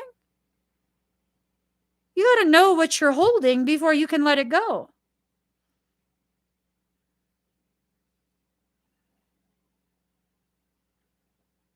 But see, choose not to hold the negative. You won't know what a positive is unless you have a negative as well. That's the equivalent. It's a much more intellectualized version, but that's the equivalent of high vibe only. That's the equivalent of only positive vibes. I'm a whole person. I need both and the juxtaposition of both polarities, opposing polarities, so I can be a totality. All of these things we are taught by spiritual people, educated people, people in places of authority, people in this and that, and it's all bullshit. I promise you. You want to really learn about yourself and your journey? Look up Dr. Dabrowski. His work on positive disintegration. This is what we are experiencing right now. And the more you hold on to these logics that you're told by other people who heard it from someone else, who heard it from someone else, who heard it from someone else, who stole it from Vedic text.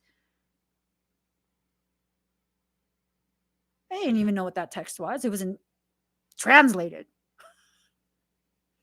You know that story in the Bible about Jesus said something about, the camel would more easily pass through the eye of a needle than a sinner enter into the kingdom of my father's kingdom.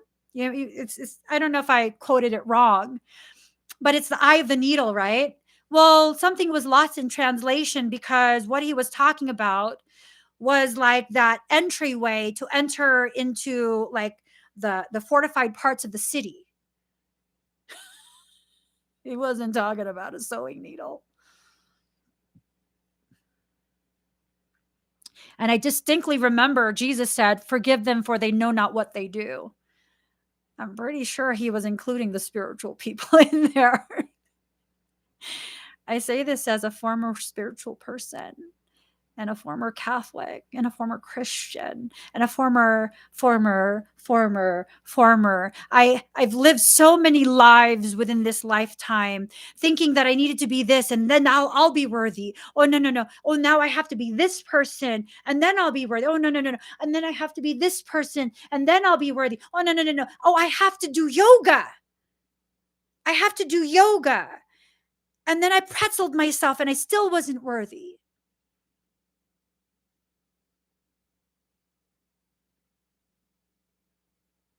Until I realized I was trying to be worthy to people who have not, they're not capable of seeing my worth because they haven't actually been allowed the gift, the honor of me allowing myself to be fully present in my full authenticity. How could they ever expect me to show who I am? No. That logic is flawed, because that was my logic before, right? Well, how could you ever expect me to show who I am when you won't let me be who I am?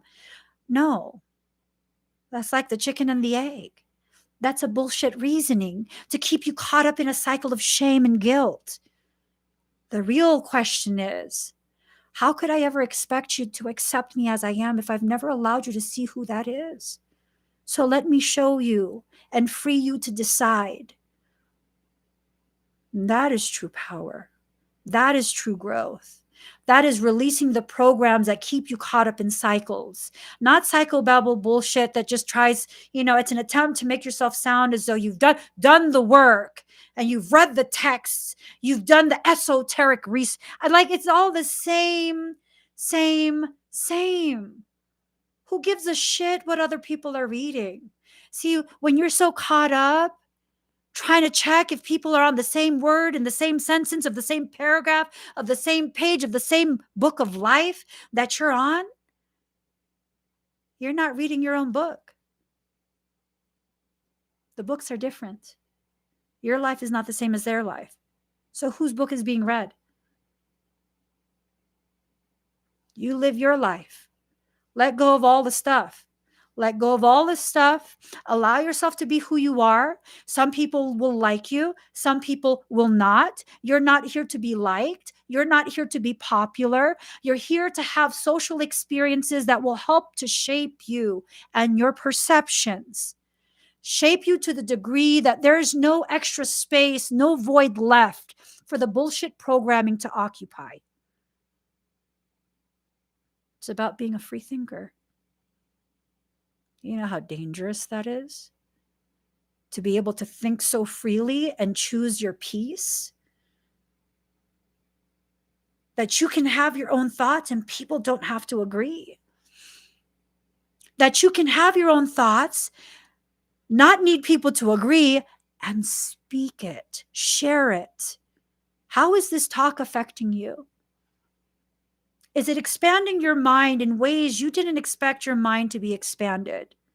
Or are you just hearing the same things that everyone else is saying because they're spiritual, because they're evolved, because they're high vibe? I will say it again. A high vibration, according to the laws of vibration versus oscillation, high vibration indicates a lower oscillation rate. A lower oscillation rate then indicates lower frequency, magnetism, density, lower dimensional consciousness.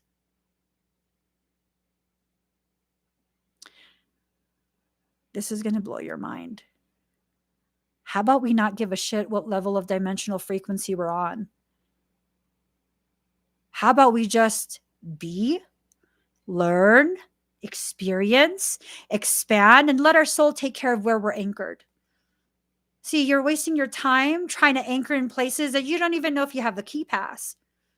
You need a key pass.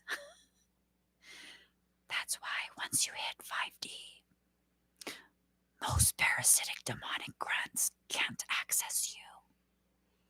They can't touch you. They're phase locked. 5D is higher than 4D. That means they can't touch you.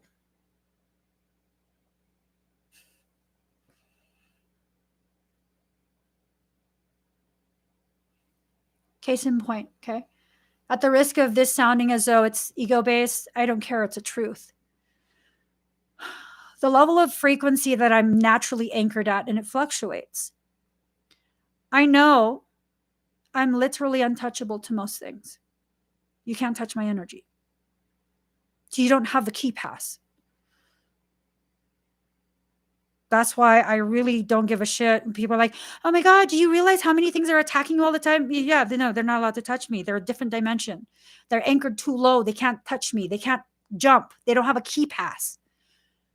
Oh, Emmie, are you saying you're the badass and you know what? No, I'm saying the things that can touch me, they're principalities of hell. But here's the kicker. It's a level playing field. I can fuck their ass up just like they can fuck my ass up. That means game on. I'm not fucking scared.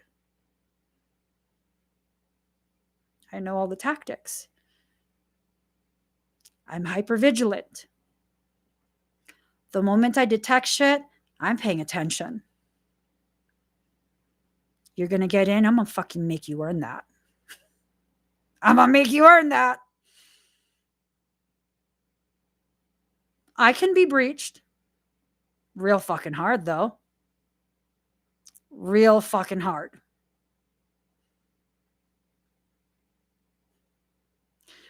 When you're at the level of awareness that I am, meaning I'm questioning everything, not level of awareness I am as in, I'm so much, I've evolved. No, none of that bullshit.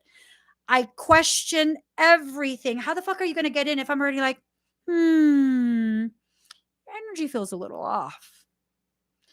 I'm not sure I want to interact with you. Some shit's not right here. I don't know what it is.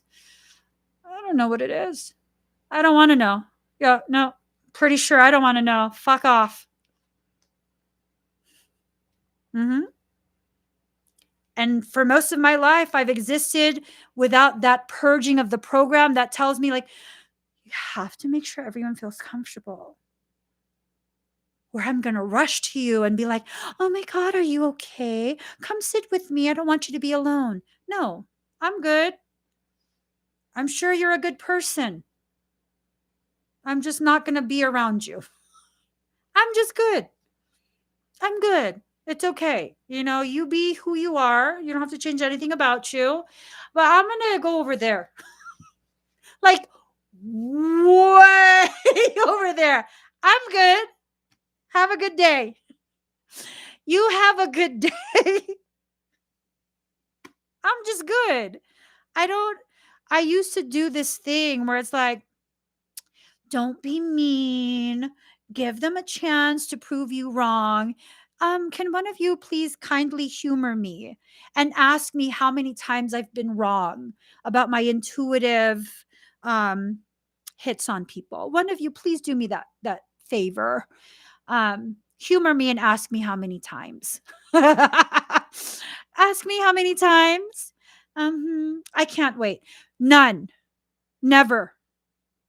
Never. That fucking sucks. It fucking sucks. All these people who I was investing so much of me into. Because this is it. They're going to finally prove me wrong. They're a good person. Just because you see their potential does not mean they're obligated to tap into that potentiality and be the good person you know is inside.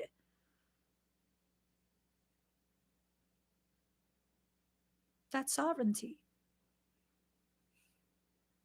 And I had to learn it over and over and over and over and over and over and over. I had to learn it. I had to learn it. I had to learn it. And every single time, more of me was taken away. Every single time, more of my hope was crushed. More of my faith disappeared. Does that mean I'm hopeless and faithless? No, I went through that process so that I could purge that hope and faith and my need to cling on to those intangible things so that the truth of what's actually for me could enter, so that I can ripen my faith and my hope into this beautiful thing called gnosis, where you know, not you think you know, you're just, you know. There's certain things and you know. How can you tell the difference between intuitive hits and just speculation?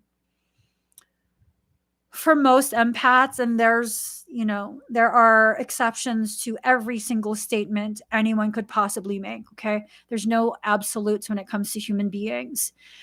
For most empaths, the intuitive hits, you will question and try and negate. You stand next to someone and you're like, ooh, oh my God, no. Okay, don't be like that. Maybe they're having a bad day. Maybe I'm having a bad day. Oh my God, I'm such a bitch. Things like that. Oh no, but they're so sweet, girl. No, they would never. It's usually the motherfucker that always fucking does. It's usually that person. Tell me where I lied. Tell me where I lied with what I just said. Tell me where I lied. Tell me where I lied.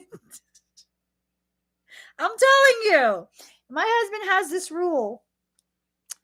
The moment I start saying, oh my God, I really like them, they are so sweet, he's over here like, you got to block them. It doesn't mean I block them, but it's just like this little joke between us.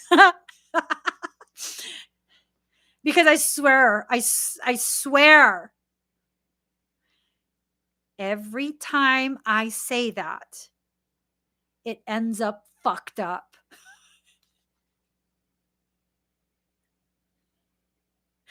Within weeks or months of me saying that,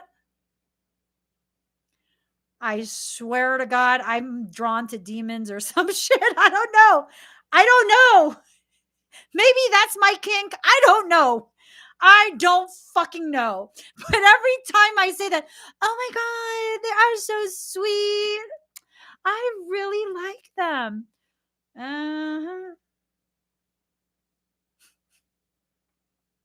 Then comes all the bullshit. Now I'm just like, messenger what?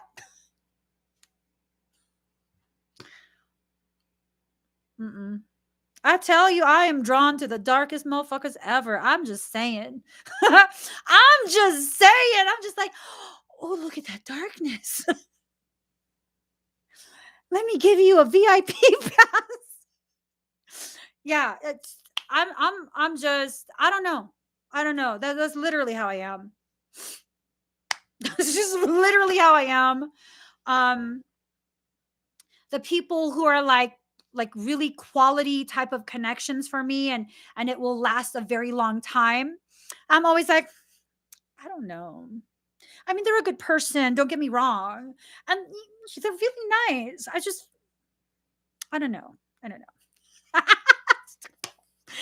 Bitch. Yeah. That's yep. I have quite a few people who have, kind of been present in my journey for years. years. And it's just now that I'm starting to be like, Maybe they're not demonic.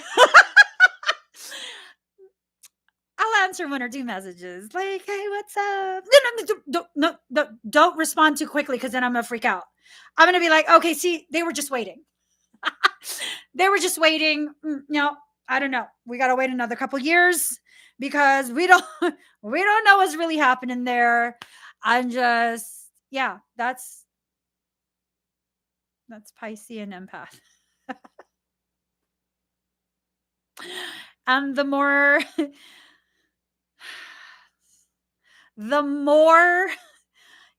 evolved your soul is, the more likely you're like that. You're just trying to love everyone into wholeness. That's how I fuck myself up every single time. Every single time. Just, every single time. Card number 16. What you want wants you. Okay? It's not what you say you want. It's what you actually want. What you want wants you. If you truly want peace, you'll remove all the components that disturb your peace. How many of us say we want peace, but we won't take the action to remove the components that disturb the peace?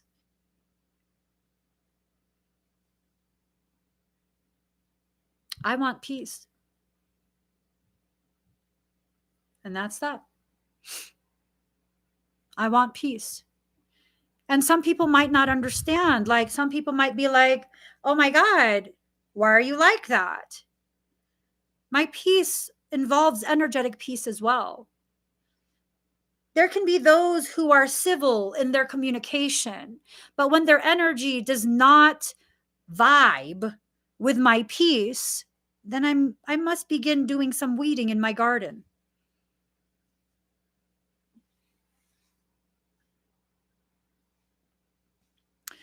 I've found oftentimes those who have, a very disruptive way about their energy, usually, there's always exceptions, but usually it will begin with a very civil interaction. And that civil interaction becomes more and more and more and more and more disruptive, more distracting, taking more and more of your peace away. I'm learning to just trust and go with it. Trust and go with it. Just go with it. Just go with it. And I used to have this thing of like, well, oh my God, I can't be like that because then, like, what if I was wrong? Well, then there will be another way for the person to circle back around and re-enter my life. And what if I'm right?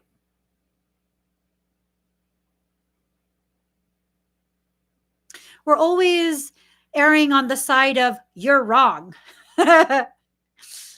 versus let's weigh it out. Well, I mean, first off, why do I feel this way? Why do I feel like I have to remove them? Is it my ego? Is it me needing to be right? Or is it me recognizing that what I'm saying is not actually being heard, but instead is being used as a launching pad to speak louder and try and like, like, oh yeah, no, me too. Me too. Oh, no, me too. Like, bitch, no, not you. Not you too. Not you too. Mm-mm. Not you too. I've been around enough energy like that to have zero tolerance for it. And that's just what I need. It's not this like spiritual law. This is how we have. No, this is my personal need. Being exposed to that type of energy, that type of like character, personality type. I'm not compatible with it. And I have to purge any shame or guilt I might feel because other people are witnessing me having an adverse reaction to it. I mean, Should you be ashamed that you accidentally ate something that's giving you hives all over your face in the middle of a restaurant where other people are eating and like, oh my God, you're ruining their experience? Are you kidding me? Are you fucking kidding me? I'm having a reaction right now. I think I need to be my own priority first before accommodating people that I don't know. Right? Right. Apply that to all the social situations in your life. Are you having an actual reaction? Because if you're having a reaction and it's causing you to feel emotions that are in some way, shape, or form negative, then maybe you need to remove the thing that's causing you to become reactive. There's certain things that I'm reactive to, and that's just that. I'm still working through it. No, I don't need to hold myself to an unrealistic, unfair standard just to accommodate someone that's not going to be part of my journey for very long because I don't want them to be. That's sovereignty. That right there, making decisions for yourself, letting go of the very things that keep you bound to that social standard of letting people, interlopers. That's what I like to call them. Interlopers. Let's define that. Define interloper.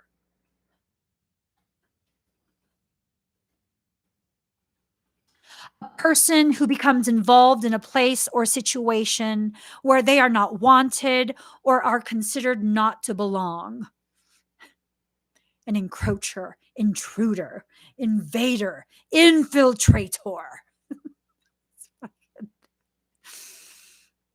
A vagabond. Oh my gosh. A landloper. Calm down, Emmie Nicolina Garcia. Calm down. We have to just allow ourselves to have the space. Clear out the things that are dark and swirling around you. Don't let it take a grip on you. Release the hold of darkness and be at cause. Just releasing that need to cater to what society says you need to cater to. Some people might say, like, oh, no. There's this thought that if you're a public figure, which, that doesn't mean you're a celebrity, that just means you're publicly visible. So I'm a public figure because I'm publicly visible, right? And some people believe that because I'm choosing to speak publicly, that I'm fair game for everything. Do you think I'm fair game for everything? Do you feel like I am personally obligated to tolerate disrespectful things, disruptive behavior, because I'm publicly visible?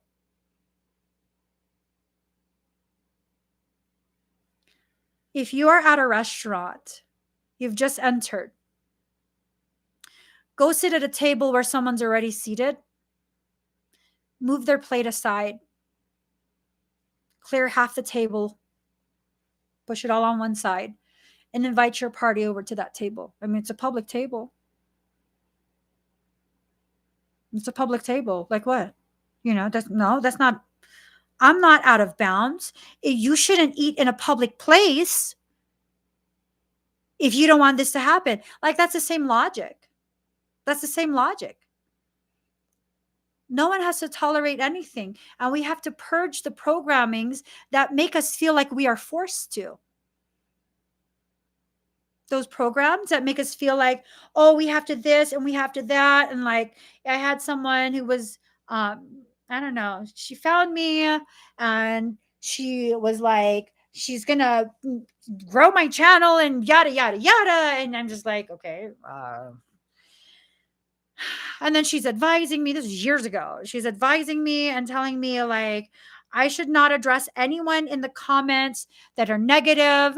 Just like completely delete it, because then it encourages people. When I address it, it brings attention to it, and it encourages people to join the bandwagon. And then the comments get rowdy and it ruins the experience. How about this?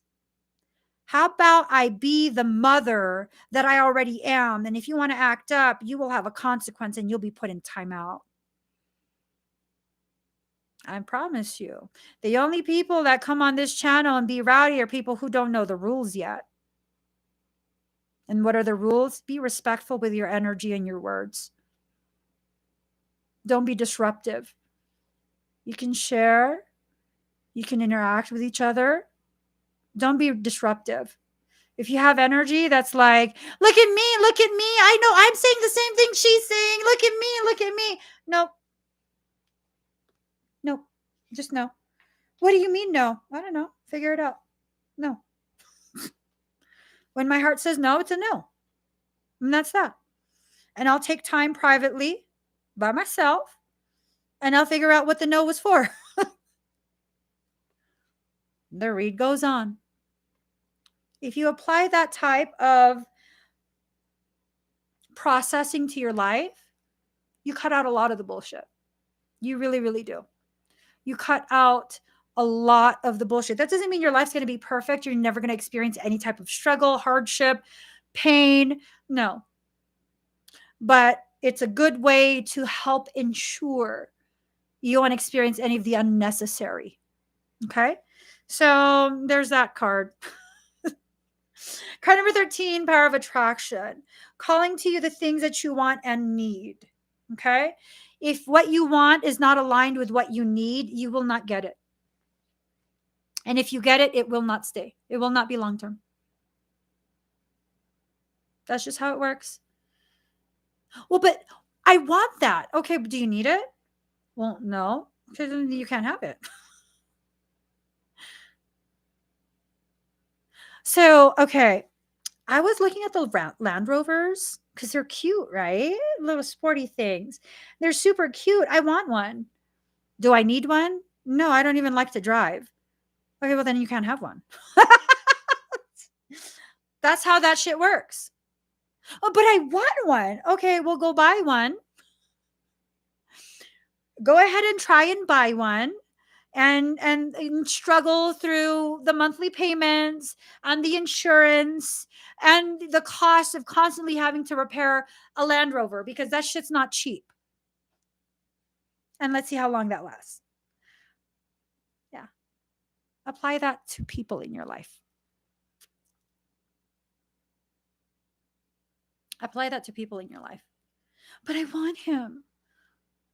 Okay, well, do you need him? Yes, I need him. What do you need him for? Well, because I want him. Okay, well, why do you want him? Well, I like him. Okay, well, what do you need him for?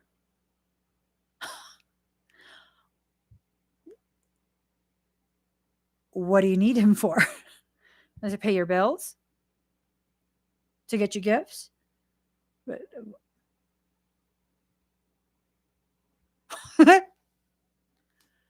So then you don't need him.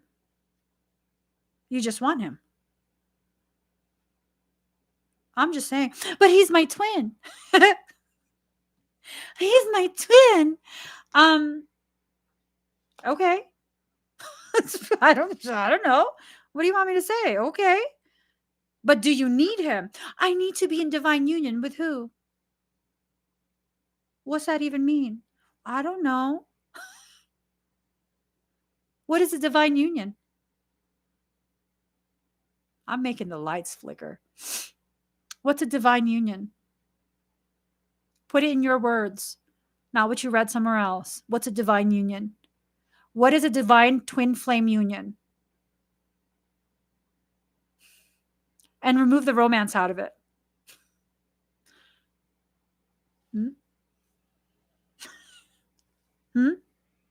I mean, then you don't need it. You don't need it. You're whole in yourself.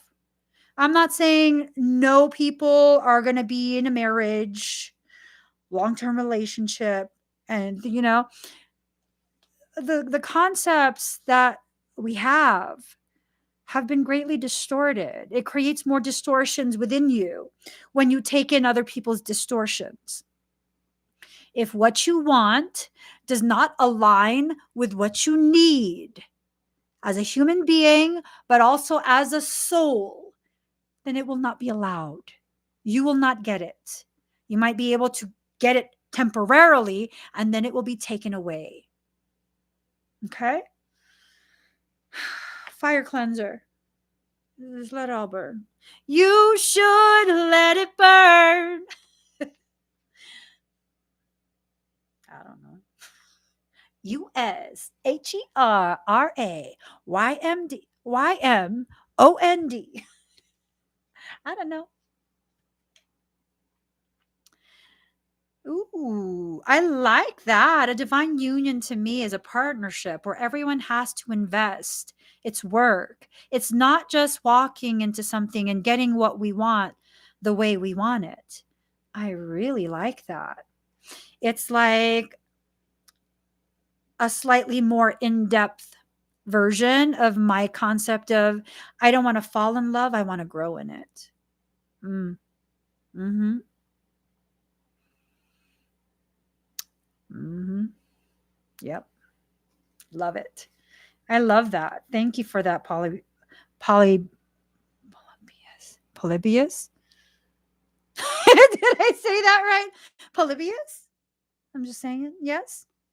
Okay, card number 25, interference sigil. A lot of interference is being run. A lot of interference is being run. I feel like there's several different aspects, lessons, soul-based aspects that are kind of popping their head up simultaneously. And with that, we had that narcissistic stuff. We had the dark, malicious, malignant, magical intent. And then we have the purging of old programs, the need to purge all the other things too. There's so many different cycles that are running simultaneously right now. Also the twin flame stuff, yada, yada, yada. Card number 27, intuition sigil. Really allowing your intuition to guide you down whatever path you need to explore. Yay! I said it right. I said it right. I said it right. Okay. I'm sorry. Okay. For some of us who are experiencing the black magic portion of it, invoke the Oraphim. Okay. You're needing a lot of protection. You need to cleanse your space. You need to seal your space. It's not enough to cleanse. You also have to seal it. You have to make sure if you're using sage, you have to backfill because sage will clear everything out. In addition to that, you might want to keep some sort of talisman near where you sleep, probably in a vehicle, in your wallet, on your person. I don't know.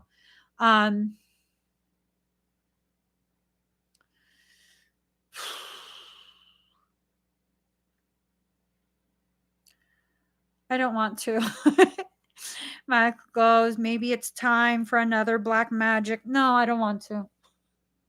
I just don't want to. I want to be like, I'm going to be honest, you guys, like really, really honest right now. I was going to try and glaze over it, not lie, but just glaze over it and not mention it. I just want to be oblivious in my peace. Oblivious in my peace, even for just a moment. I just want to be oblivious in my peace. I don't want to have to deal with everything. Backfill with that because I was truly wondering about that. So if you look up the different properties of flora, I'm sure you can find like a little infographic on Pinterest or something, and it tells you the different types of smudge stuff that you can use. Palo Santo is good. Cedar, clove is also good. Mugwort. It's just sage. Clears everything, the good energy, the negative energy, everything. If you burn Palo Santo, oh yeah, sweetgrass. If you burn Palo Santo, it just clears the lower negative type stuff. It leaves the good stuff, amplifies it. Lavender is also good. Yeah, go look it up on Pinterest or just do a quick search online.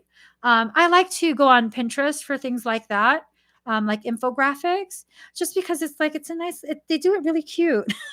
Some people do really cute infographics, and it has a whole aesthetics to it. I like that when I'm looking. Just kind of always trying to learn. Um, it's one of those things I like to see the aesthetic to it. Yes, yes. Sage is basically bleach. Sage is basically bleach. Yep. So there's different types of black salt.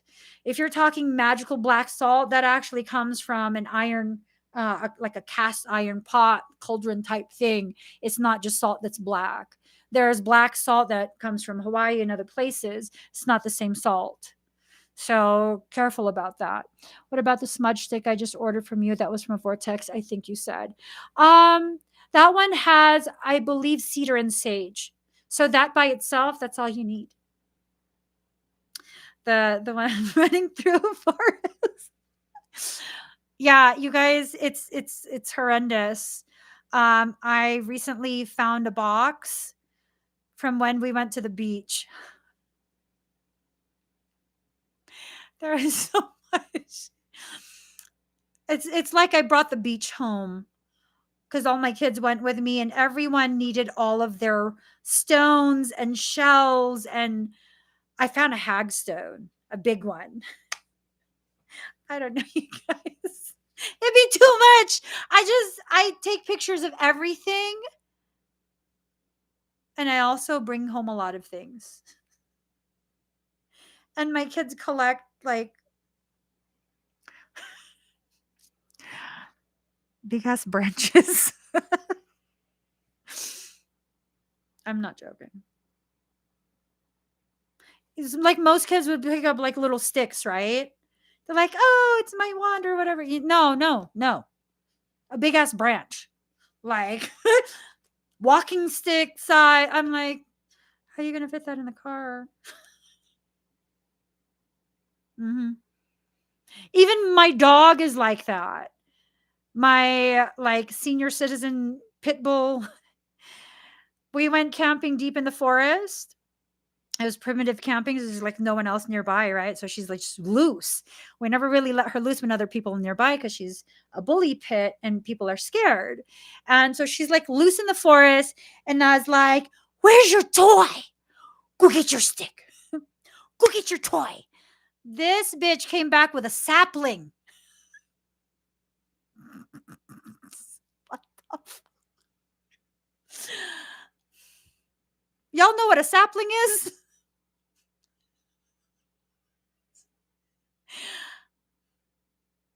She came back with like a 10-foot baby tree.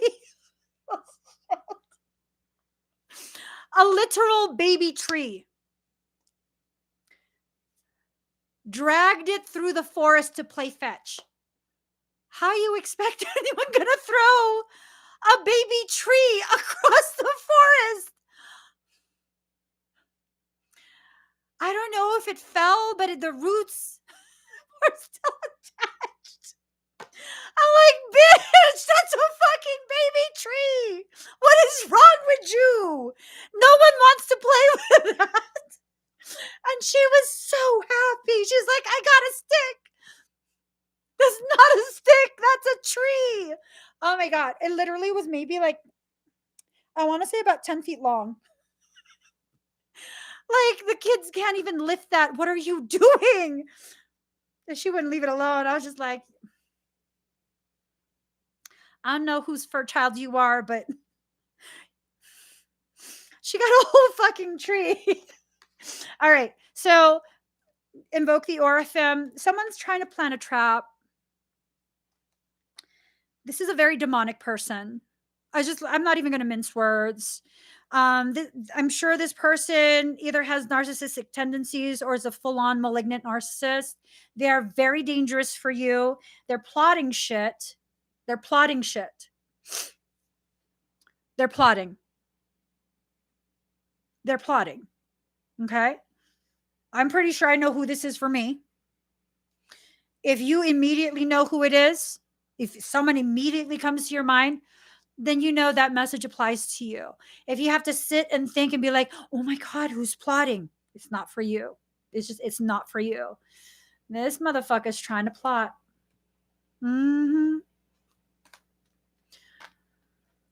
I have like just resentment. I have resentment over situations where stupid people think that they're smart enough to plot. Where like they're so, and this is offensive, and I'm like intending to be offensive. I'm not trying to be funny at all. I'm serious. When people are so idiotic that they can't see that leaving it alone is much more beneficial than continuing to poke the motherfucking dragon. You know what I'm saying? And sometimes the dragon in you just needs to wake up. Galactic assistance. Just really allowing yourself to receive whatever assistance you need, whether it's galactic, whether it's this, whether it's that. I mean, I don't know what type of assistance is coming to each person. I just know assistance is coming. I just know assistance is coming, okay? Yep. Sometimes you need to react and respond. Other times you need to just let people be stupid on their own. So here's the thing. General rule of thumb, okay, guys? You guys like it when I do general rule of thumb? General rule of thumb advice that no one asked for, but I'm going to give anyways. This is my general rule of thumb. If stupid people play stupid games, they then win stupid prizes. I know. Okay, all seriousness. If people need to learn the hard way, that's none of my problem. Your lessons are none of my problem. I will make decisions based on what I need. And if what I need is to neutralize you and your attempt to harm me, that's the decision I'll make. I will take the action that I need to take to neutralize the bullshit. And however you receive that, that's on you. That's on you. And you can't say that I'm a bad person for having this logic, because if you're not there hiding in the bushes, waiting for your opportunity to fuck with me, you wouldn't get hit with a fire hose water, right? Maybe that's how I water my plants. If you were lurking in the bushes when I turned the fire hydrant on, you got nothing to worry about. So there's nothing mean about me maintaining my space. And I don't need to concern myself with how my self-maintenance affects the people who are lurking. To each their own. To each their own. Make decisions that are healthy for you.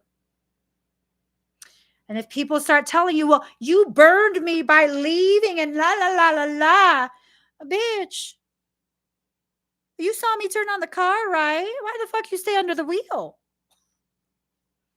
How was I to know that part of the reason why the car wouldn't move was because you were under the wheel? I thought I just needed to gut, and now you mad that you got burnt by the wheel? Bitch, why are you under my tire? I'm just saying. That's like the people who get mad at you because you ran over their foot. Well, if I'm in my own lane, what the fuck's your foot doing in front of me? Oh, that's right. You were trying to trip me. That's what the fuck you get then. That's what you get, huh? That's what you get. That's what you chose. So that's what you get. Stupid games get stupid prizes. You want to act like a bozo? Let's give you the nose and the shoes. I'm just saying. I love it. All right, guys. Time for me to get peaceful and go into bed. It's nearly midnight. I don't know why I'm yelling. I shall see y'all once again. Look at this. Y'all making my alfalfa go up. Okay, guys. Really, though, maintain your peace. Okay? whatever cost. Don't be afraid to pay the price. Your peace is priceless. Really allow yourself to cultivate your internal garden, the garden of your heart and mind. Make it a beautiful place for you to exist. That's your place of center. Okay? If you like weeds, beautiful. If you don't like weeds, that's okay too, but you got to remove the weeds. Okay? If you like the hedges all nice and trim, you got to trim it up. You have to invest in yourself, take care of yourself. And most of us are very tired and very busy and have lots of people counting on us. That's no excuse. That's no excuse. You're just as important as all the people you love. Add yourself onto that list. If you are a parent, a mother or a father, I don't care if it's, foster parent. If you are a parental figure for someone else, you are teaching the next generation about self-love and how they witness you care for yourself. Okay? You're teaching them this. You're teaching them this. Show them how to love themselves by letting them witness you love yourself. It's okay. You are not selfish. The fact that you're worried about being selfish, tells me you're never going to be selfish. You're incapable of being selfish.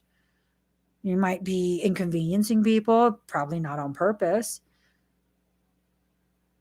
You're not a selfish person. Okay? So I hope you guys have an amazing rest of your night. I'll see you guys tomorrow. Bye.